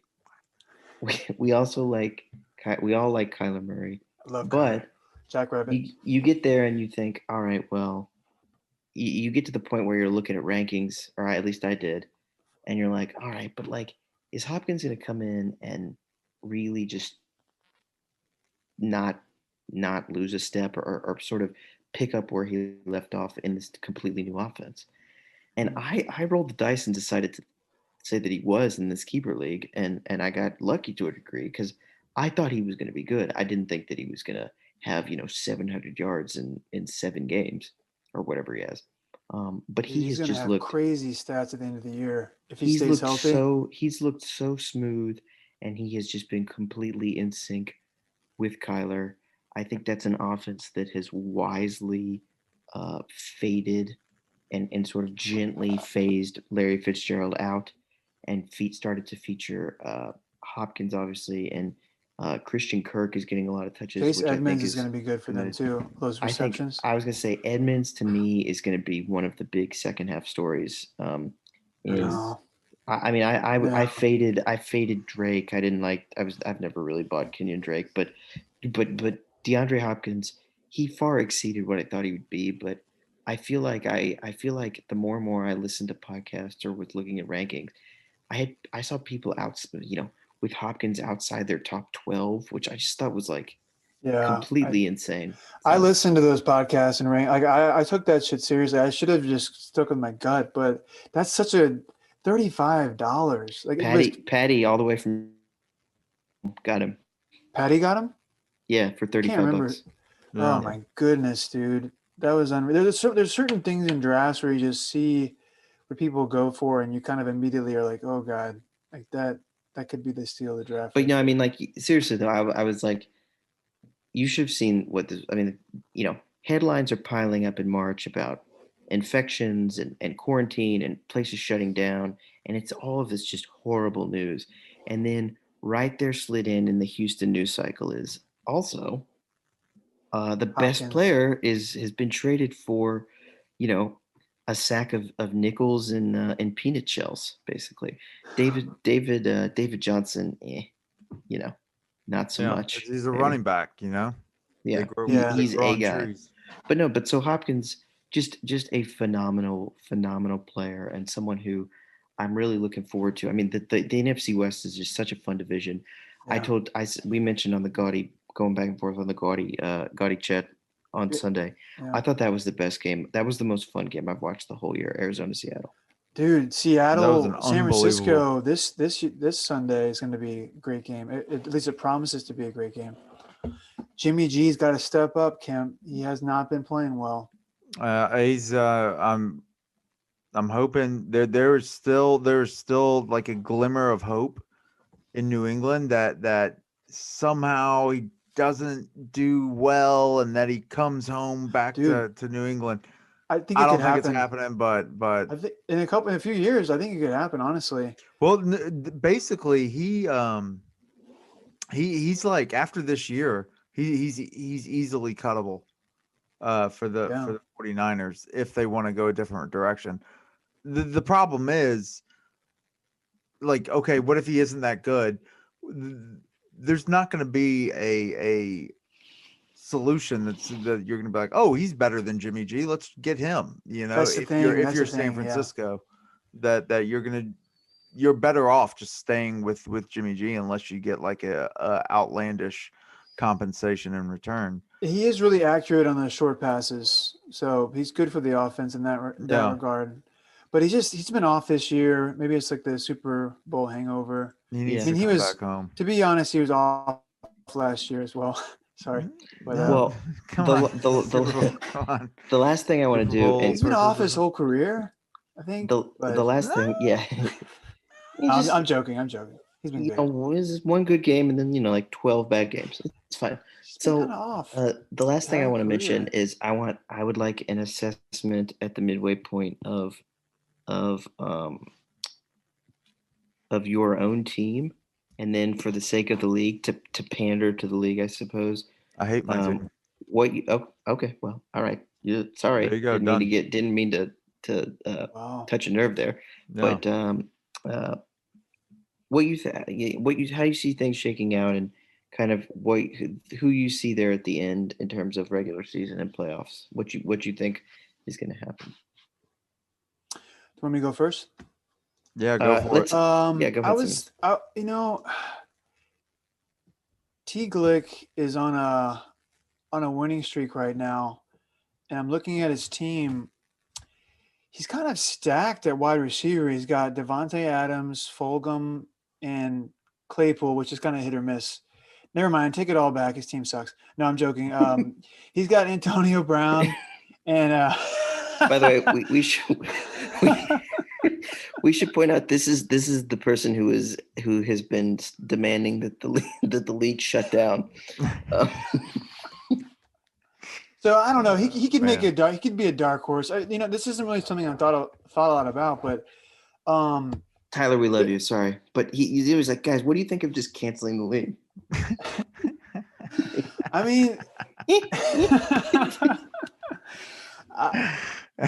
there's been some rumbling from one person. Nobody else has mentioned anything about that. It's weird. You ask about a trade offer. Like, hey man, I'm interested in Melvin Gordon, and then the reply is like, hey man, I think we should shut down the league for good. All right, well. Honestly, our league is really balanced, but Osborne's team is super formidable, and it scares me. Yeah. He's got a really deep team. His team is really good. I like Irv Smith. I tried to get him off waivers, wasn't able to. He beat me to him. Mm-hmm. I think. Wait, you call his team formidable, and the first player you mention is Irv Smith. Irv Smith Jr. will be the key that will unlock the championship for Michael Osborne. Man, the '92 Dream Team. I loved Christian Laettner. Christian Laettner was the key. Rashard Higgins will lead him to the promised land. Rashard Higgins is a wild card. He's an interesting. I think he's going to be good, man. Yeah. I don't know. He's got a good team. Lockett is always waiting to explode. Mm-hmm. Dalvin Cook is great. Josh Allen's kind of fallen off a little bit, but he's been on fire.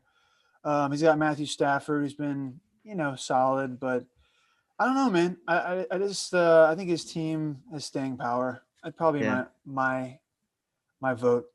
Yeah. Yeah, if all the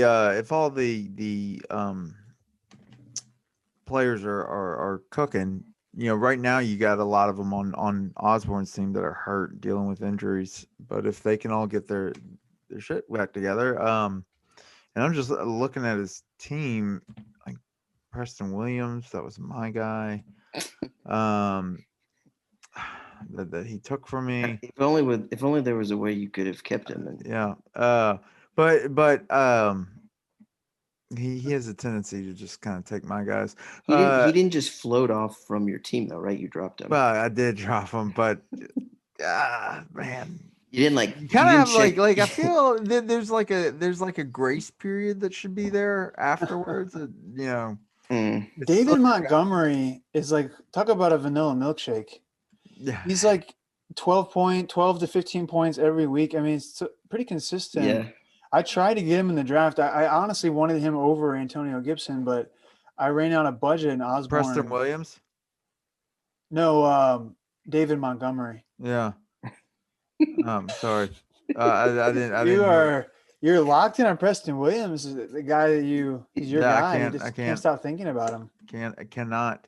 Who I don't. Yeah, I'm not a huge Montgomery. fan of David Montgomery. Is a plotter, but he gets volume.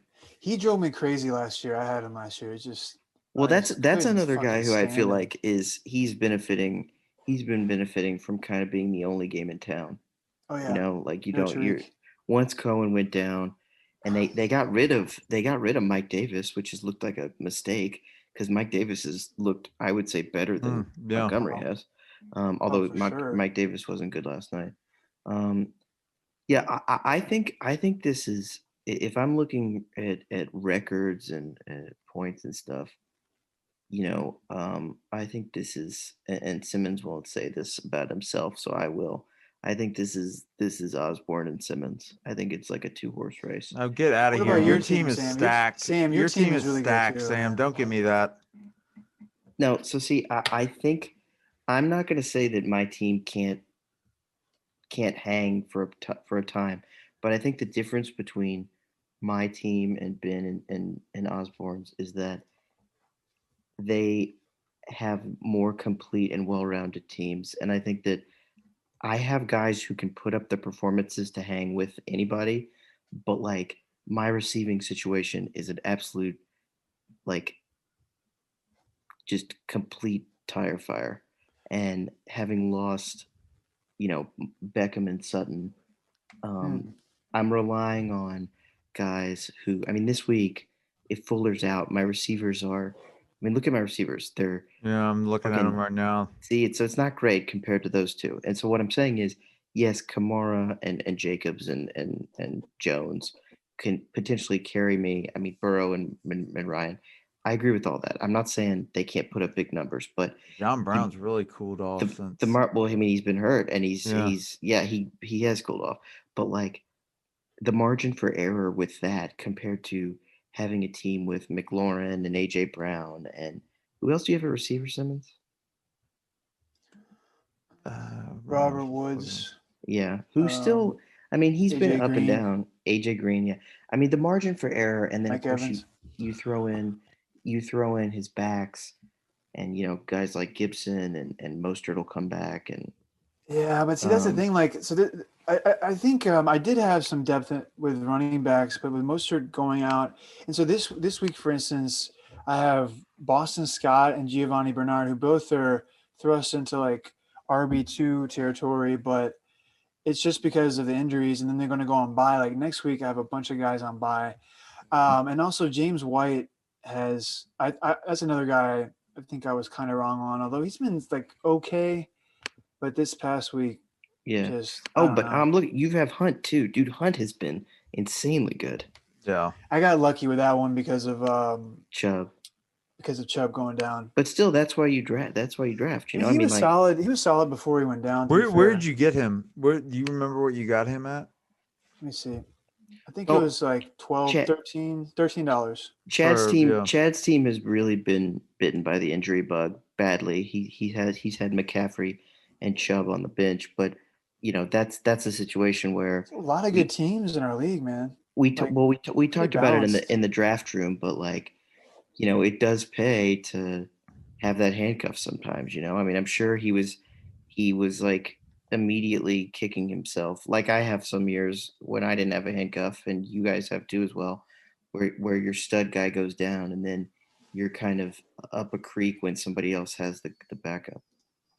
Yeah, no, I mean, honestly, if you have a guy like, well, it's almost always true. Honestly, with the handcuff goes in and plays amazing. Although this Alexander Madison situation, recently when Dalvin Cook went out, He and was then a mess. he was like 10 for 20, and I Yeah, played him in like across the board in DFS. Like there wasn't a lineup I didn't have him in, yeah, he was bad. and he just totally fucked me Which was weird over. because he was a machine against the Seahawks when Cook It went made out. it made no sense. It was just bizarre. But I think 9 times out of 10, or maybe like 75% of the time, the Right. handcuff does come through. Well, and to connect this to both of your all stories, Kemp, you're someone who I think you could really, really, really, really, really use Giovanni Bernard this week. And had you had the foresight to I think about mean, handcuffing Joe Mixon, you would but have if you him. look at Now, my team, who has Giovanni Bernard? Oh, interesting. Did someone else on the call have him? yeah. Giovanni, Yeah. But if you look Giovanni. at my team though, I'm like running back is the one Giovanni position I Bernard. don't need.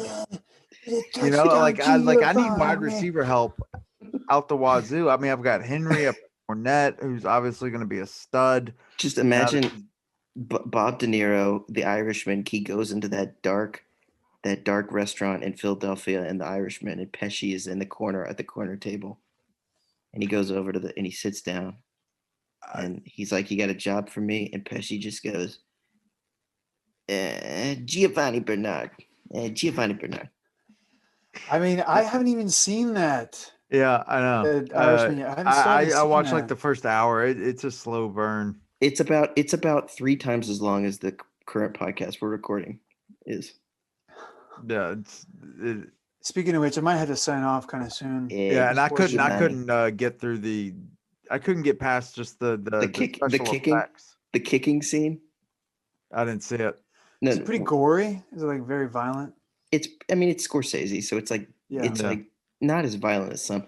Kim, are you talking about where he kicks the dude when he beats him up in the grocery, where they have Yes. De Niro? Yeah, Yeah. Oh God. Simmons. There's a scene where they just didn't do a good job with the effects, and like Yeah. De Niro's like 78 years old, and he's doing this thing where he's supposedly kicking the shit out of this dude and like kicking him in the ribs because the man like insulted his daughter. So he goes down to the grocery store and throws the guy through a window of his own store and then beats the shit out of him on the sidewalk.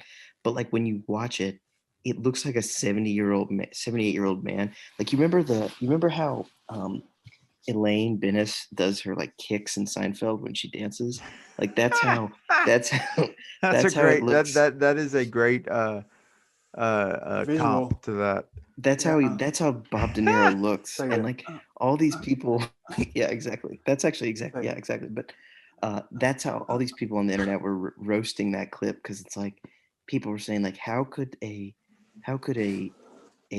esteemed filmmaker like Marty Scorsese watch that and then be like, all right, take it to that's gonna make Final Cut.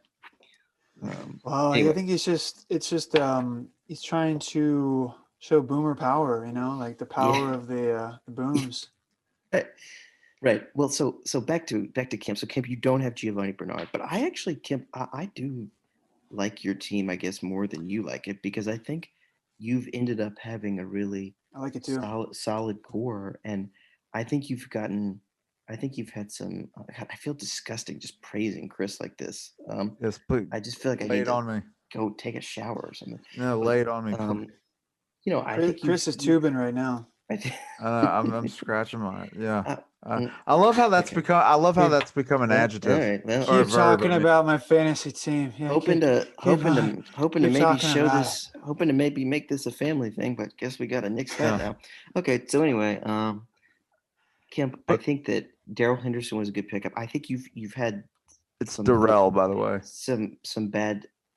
Is it Darrell or is it It's Daryl? Darrell Henderson. or is it Darrell? Okay. All right. Well, I don't know that I've heard him called Darrell, but anyway. Is it So, Darrell? Just trust me. Just take it to the bank. well, I'm not well, going to fact check that, but just I'm pretty sure it's Darrell.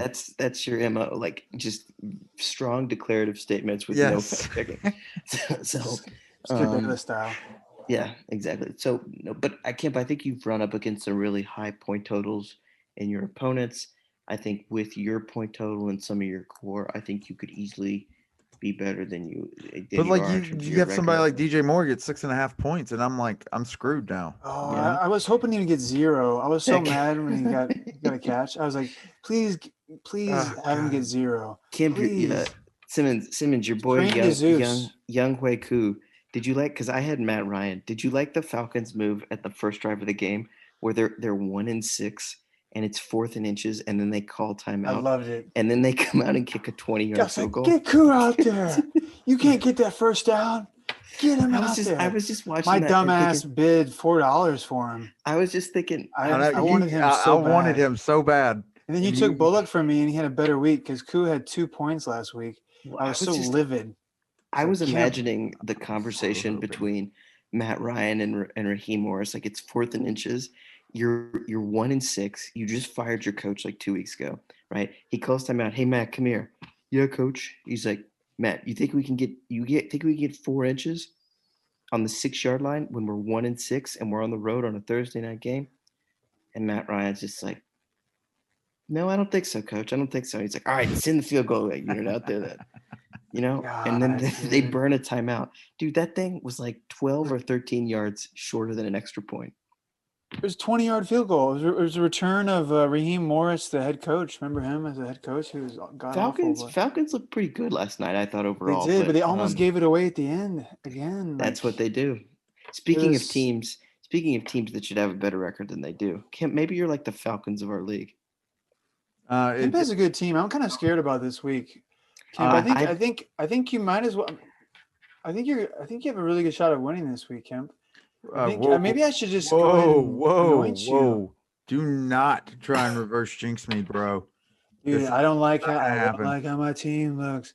I think your team looks. You're gonna win, dude. Although I will say I do have some pretty tantalizing matchups. Jalen Rager is gonna get like 25 points, and I'm gonna be so. Man, he is my On him Sunday and night, Denzel Mims are my like 2 lifelines here. I'm scared of hoping that Denzel Mims. He's like the wide receiver. ball out. Dude, he's like the wide receiver 1 this week. Do you Denzel guys Mims. do you Him and guys Braxton remember Berrios. Do you guys remember the Office episode, the American Office episode, where Andy and Dwight are like falling all over themselves to compliment each other, and finally Ed Helms decides that he's like, I've had enough complimenting you, Dwight. It's not enough to compliment you. I'm gonna carry you over to another spot in the office so that you don't have to walk. And he like picks him up and starts carrying him. That's kind of like what it's like watching you guys like fall all over yourselves. It's kind of what we've been doing here, honestly. Yeah. This has been like a group circle jerk. Like, oh, your team is, Yeah. oh, great As value we on totally him. ignore Here. everybody else in the league. Oh, Well, I no, did such a we good ta- job, we and I talked picked about- such and such. No, we Oh, I talked was so about clever. Osborne's team. Who else should we talk about? Who else do we want to talk about? I mean, the thing is, Nobody. there's all these- Nobody. We talked about Glick's team. There's all these 3 and 4 teams, and some there good is teams, just man. it's a lot of parity. Micah's got a good team. Yeah, Mike has got DK Metcalf, right?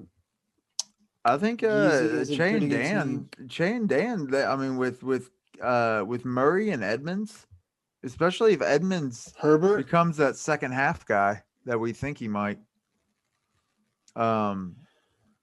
Tyreek. Although now that I'm looking at it, that's all they have really. The last 10 minutes of the recording is just going to be Kemp reading off rosters, just naming players. Well, he smoked me last week, and I'm like my bias is to say that he's really good, or Che and Dan are really good. Because man, they put up a number on me. By the way, Simmons, I need to mention while we're on this call. But no, I've been listening to some like, ever since Eddie Van Halen passed, R.I.P. I've been listening to some 80s riffs. Volcano. And I've got the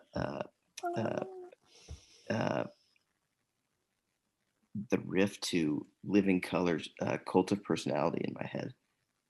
Remember that one, dude? So good. How does it go? Can you give me a couple? I like- can't remember. It's like Cult of How does the chorus go for that? This is great radio. Yeah, it is. Is it like What's Cult that of one song? Personality? Yeah. Here, I'm gonna. we're what I'm talking gonna do in now- Living Color, the R&B group, like from the '90s. No, first of all, In Living Color is a show. This is not an R&B group. This is a No, In Living Color is also a band. They were like an R&B band. hold on. Yeah, I think you're right. Are they? Or, Okay, or well, Living Color. I think it was called Living Color. well, maybe. Living Color. Colors. I'm Living talking about Color, that. They're not sorry. R&B though. That's not R&B at all. They're like closer to Led Zeppelin than they are R&B. Living Color? Yeah, play this and I mean, they're black. dude, okay, well, yikes. Not that All right, matters. well, It doesn't matter. It doesn't matter. dude, I'm gonna It show you doesn't this. matter. It Here's doesn't the matter. The record just Spence. scratches. Podcast this So comes is to a Spence. halt. what is the name of that This is remember it this? I Wanna Sex You Up? Is that it? Is that them? They were, they were African American, but they're metal, I think. Yeah. Look at how R&B this is, Ken. Who's the who did I Wanna Sex You Up? I don't know. Who did that? Anyway, that's it. So it's that I don't riff. know. It's that But opening you riff. should play it on your date. You should play that song. I'll check it out, man. I'm not really into the Color Me metal, Bad. the That's 80s what metal. it is. Color Me Bad. Color Me Bad, Sorry. yeah. Yeah. Oh yeah, Color Me Bad, yeah. Yeah, it's Yeah, I'm not color, really into the 80s you know what I metal, mean. but I'll check it out. I'm always down for a tasty lick. Yeah, dude, it's good stuff. And I mean, yeah, some of the old Van Halen, like old Van Halen stuff it's not my favorite type of music, but I will certainly listen to it in the I'm right mood. listening to actually a lot of Nick Drake. It's a really depressing acoustic guitar. Yeah, not 80s. Great riffs. COVID music. Been just wallowing in the sadness, getting out on the other side. No, I'm not really doing that. But I love Nick Drake, and just a lot of acoustic. Jose Gonzalez. Yeah, I Great. know I that. like him. It's Great been it's been a acoustic. long time since I've heard that. He's name. great. Mm. I just been kind of just listening to a lot of acoustic shit, and also I went back and listened to some trip hop. Like I was getting back into Massive Attack. I think, and then also Apex Twin. Oh yeah. Apex. I've been getting back into them, getting back into him as well. There's a song I found. I think I mentioned it before. It's called Stone and Focus. It's like an ambient song that I listen to while I work and stuff. It's nice. I recommend it highly. Yeah, It's that's a great tune to like go to sleep to. And I mean that in a good way. You can do anything to it. You can take a shit to it. You can it's you can tube into it. You can do whatever, My son loves that song. Really? Like it's on my sleeping music, and it's like, oh, cool. I mean, it's very it's a great song. contemplative. You can't help but just be like, you just watch that. You watch that that world. monkey just blinking. We transitioned from talking about tubing to your son, Kent. That's interesting. No, Aphex Twin. I'm gonna throw in a recommendation here. The Midnight. I've told Ben about it. Ben, I don't know if you like it as much as, but I've been like, I like them not as much as you, but I don't like the singer that much. They Singer's just had a little bit too boy bandish for me, but oh no, dude, what is like? Is Don Henley? Is Phil Collins boy band to you? Are they on the Midnight? Are those two guys sing on the Midnight? No, but that's like they're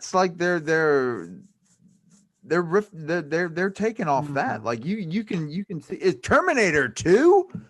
I mean, good God. That's true. I like I like the instrumental parts and the synth and everything. I don't hate it. I haven't listened to it in a while. So they came out with a new album. It's called Monsters. It's got that Stranger Things type on the cover. It really evokes Stranger Things type vibe to it. Love it. But that's it's got me back onto the Midnight that I've been listening.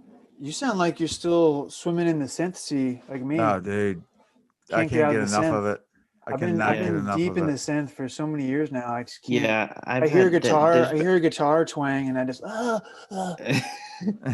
it has to be. There's been a lot of a lot of I've been the same, like a lot of synth wave, like chill wave stuff that I've listened to if I like wash run. over you. Yeah. like Miami Nights, 1984. They Oh, got some yeah. good stuff. I was Yeah. into them. Yeah, I used to be deep into them. Like Yeah. I would be on the bus on the going into like downtown Chicago, Yeah. and I would just be like, like dun dun dun dun, like in the Like in Lake a Michigan's montage. right there, and the water's going by, and it's like, They like fuck they yeah, they man. they stopped like Yeah. whoever, I don't even know if it's they or if it's a one person, but he or they stopped making music. They haven't know, released any man. albums since then, so Yeah, they it's just kinda kind of sad. disappeared.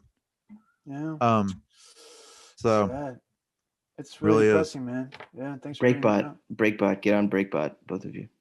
If you like the French house stuff, Simmons, I've been trying to get you onto Breakbot, haven't I? Yeah. I think that was what I gotta check that out. I'm looking for some new music. I mean, I've been kind of recycling, Yeah. going back and listening to like I tried to listen to some hip hop camp, and I can't. I'm too old now. I think I'm No. just I like some. I haven't listened to a lot of the new stuff, but I tried to go back and listen to like some living legends, and it just didn't hit me the same way. Yeah, The- Living Legends is kind of, I agree that Liquid Cement and what was it, like Mercury Rising or something. Those don't, but my staples are still like Atmosphere and the old Brother Ali. I still love all that. I like the I'm new more of Fleet, like the boom. new Fleet Foxes album. New Fleet Foxes, Simmons. If you like Pacific Northwest vibes, go for it.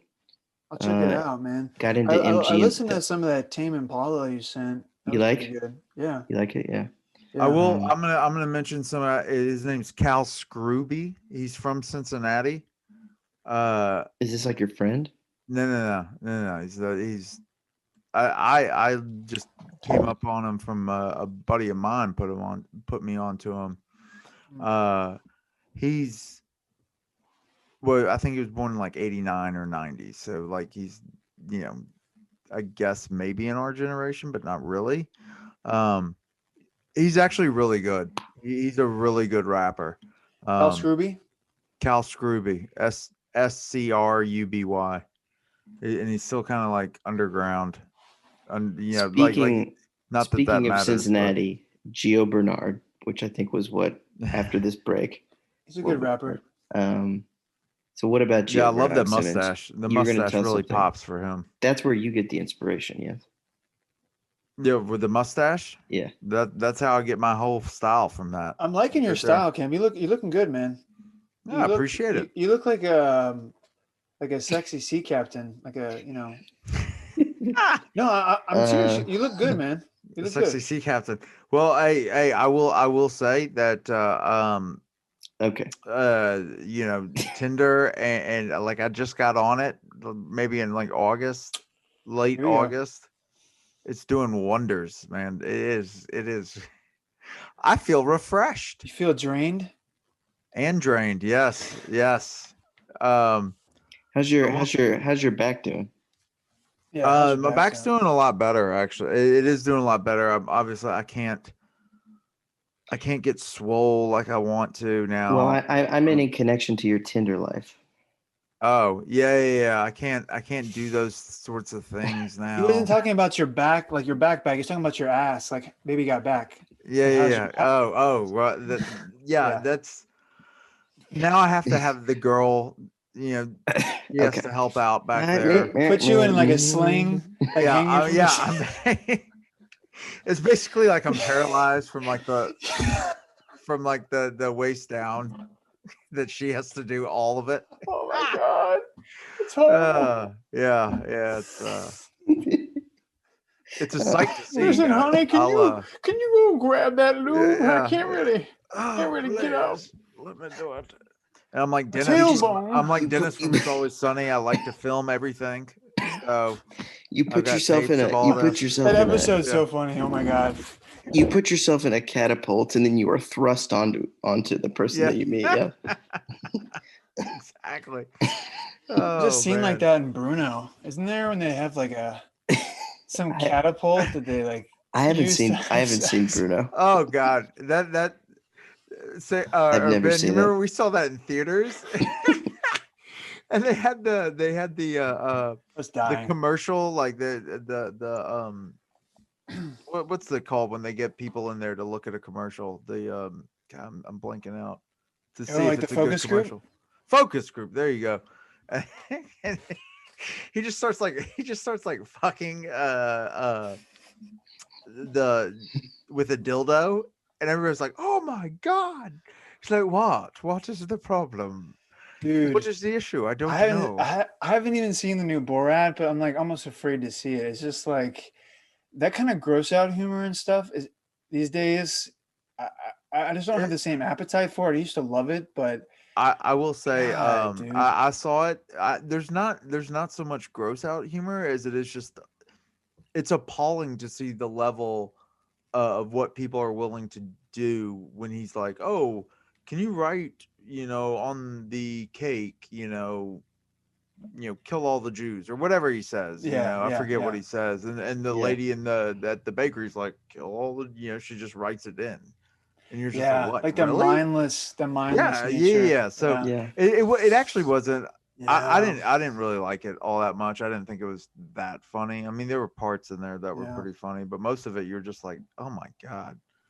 Like you wonder if it's yeah. real. Like because in the back of your mind, these people know that they're being taped. Mm. It's not like it's hidden. Are they doing it just to go with the flow? I think it's just like that weird social pressure that Yeah. we've all felt at times, where it's like either your job's tied into it or something, and like, everybody else is kind of egging you along and you don't even realize what you're doing. I'm not saying I've done anything like she did putting that on there, but in a very small way, we've all kind of been maybe pushed Mm. to Yeah, something we did, you know. because like it's not like these are hidden cameras. You know what I'm saying? Like you can tell like the cameras, whatever space they're in, that there's a camera that's looking at, say, the lady behind the desk that's like, you know, um, doing that, oh, kill I all haven't the even Jews. seen it. I haven't even But seen the movie, but yeah, but I'm just saying, like, there's there's a camera there. That lady is seeing it. Does she really want to say, "Oh, I'm not going to do it," and not be on the movie? Like, I'm sure she wants to be in the movie, so maybe she's going along with it, or maybe she doesn't give a fuck. You kind of don't know, but I don't know. It kind of puts a damper on the whole like laughing at it. yeah, it's too real. Yeah, I watched. yeah, and that too, I haven't and watched that. that. I watched the Kemp. Have you watched any of the new Unsolved Mysteries on Netflix? I watched the first season. I haven't yet watched the second Yeah, season. I thought compared to the like the '90s ones with Robert Stack, they're not as good. But Yeah. there's a couple really. I thought a couple of the episodes in each like the first season, the guy who's like jumps off the building. Yeah, that That's a one was great fucked episode. up. That one was a good episode Simmons, have you because it's watched like any of it's this? like I haven't seen such it. a who done it. Like what the fuck happened to this That's a guy? very bizarre. That's a very Yeah, bizarre case. it, But it, it- let's. I was gonna say let's wrap this up. And I just want to know Yeah, if you wanted I got to to, balance. if you had to hitch your wagon to one real team hey, for really quickly, I'm fantasy sorry. I'm purposes. sorry. Really quickly, for Unsolved Mysteries, did they have any updates? Like, oh, update from last season? So no, because it's just not. They don't do it that way Yeah, anymore I because was it's hoping they not would. TV. Yeah, these are 6 new episodes. A couple of them are really the same sort of. I think these across the board are a little more intriguing than the first ones that came out in July. I'll have to look at that. But Which I know gets like in one of the episodes that like after Unsolved Mysteries aired the new season that like all these new leads came in. So I was just yeah. curious if they had a update. But Mm. anyways, go I ahead. didn't see any. I was gonna ask though a team that you would sort of be all in on or really tie yourself to in terms of fantasy purposes going forward, and I mean like a real team, not one of the league teams. I think the easy answer would be the Bucks, just because if they project to be like the Peyton Manning Broncos, where they have all these weapons that are all getting enough to go around. Um, and that would project well for Brady as well. If he can fulfill that role, which he's shown that he can do in spurts, they haven't been like completely dominant yet, but they've been a little up and down here and there. If they can do that, I think there's going to be a lot of fantasy goodness to go around, including Ronald Jones, Sam, who you have, who's been surprisingly good. I did not see that coming. The way he's running is great. Leonard Fournette, Camp, who you have as well. They just have so many weapons, man. Like all those running backs, all those receivers. I guess they don't have that many running backs, two good ones, but a lot of good receivers. And then, I mean, they have like three or two like Gronk, and then even Brait is a pretty decent tight end. So, and then Godwin, Brown, and Evans. So a lot of goodness to go around there. Yeah, yeah. They are It's kind of interesting. they are kind of stacked at like almost every offensive position. Yeah. Yeah, and It's just I it, Skill it does seem position, like anyways. it does seem like even if they have a huge game like they had last week where they scored 45 points, it's like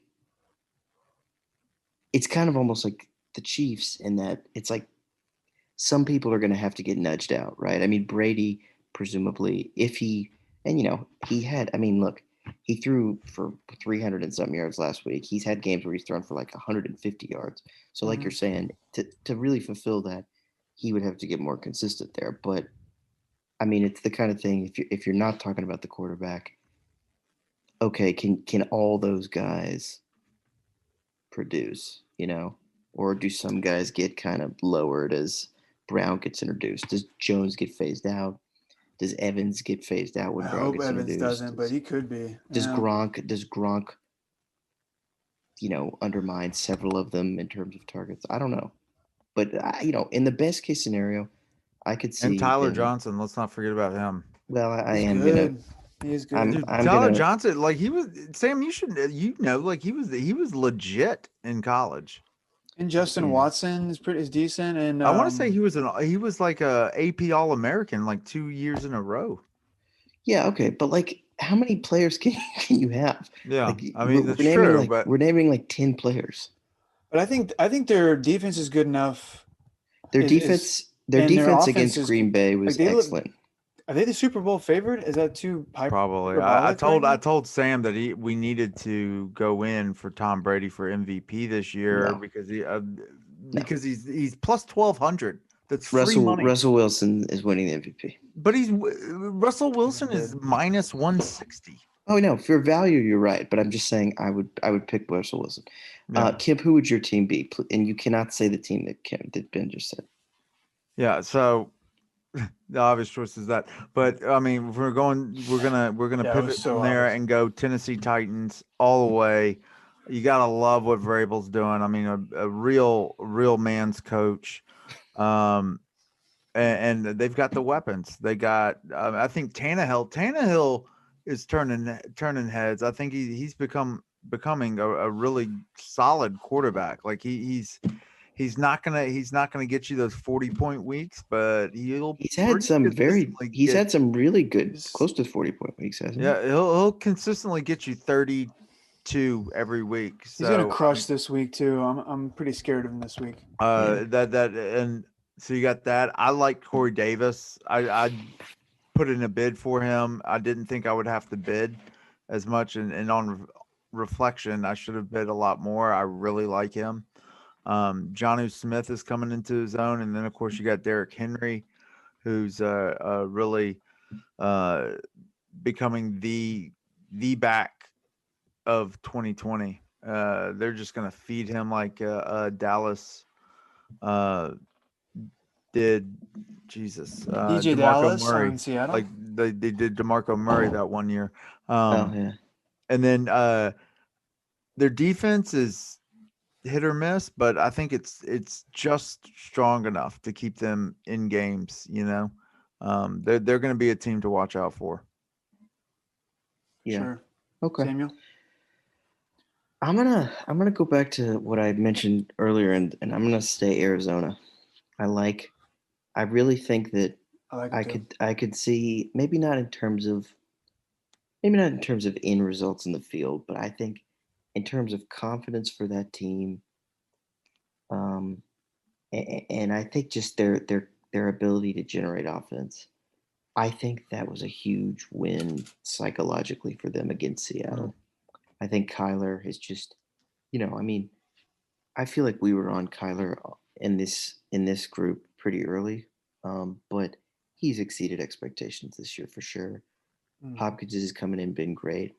I think my sort of second half prediction to kind of allude to what has already been mentioned briefly, or excuse me, what has already been alluded to briefly. I think Edmonds is going to be a stud.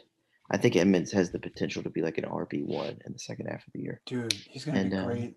And not and looking I forward think to Kenyon playing him Drake, next week. like, dude, I think he's just better than Kenyon Drake. I think he's a better Yeah. player, and I think that Great even receiver. when Drake comes back healthy, I think he's gonna get He's sort going to of give placed. But Edmonds the Gus Edwards treatment. well, so I'm lucky because I'm catching Kyler and Edmonds both on a bye, but I think with Kirk and Andy Hopkins, Isabella, baby. Isabella's been all right. He's had Darnold. he had some really brutal drops last week. Isabella yeah. did, but Yeah. it's a good offense, and I like it, and I think that I would expect them to continue to, especially in that division, put up some firework games in November and December. It's gonna be a crazy Andy race in Isabella that division. is, if this weren't such a bad COVID year, I mean, you could put him on the short list for the leather diaper trophy. You think so? I mean, he's got that. Who else I would think we Cole Beasley is running away with that right now. Beasley's Cole Beasley. Oh man, He wants it. He said he had a press conference at the beginning of the year. He said, "I want that leather diaper." I think Hunter People started Renfro. laughing at him. and now Inspired look play. at it. I think Hunter Renfro is a future leather diaper winner too. Yeah. Oh yeah. I don't know if he's got that he leather was a diaper walk-on at tenacity. Clemson.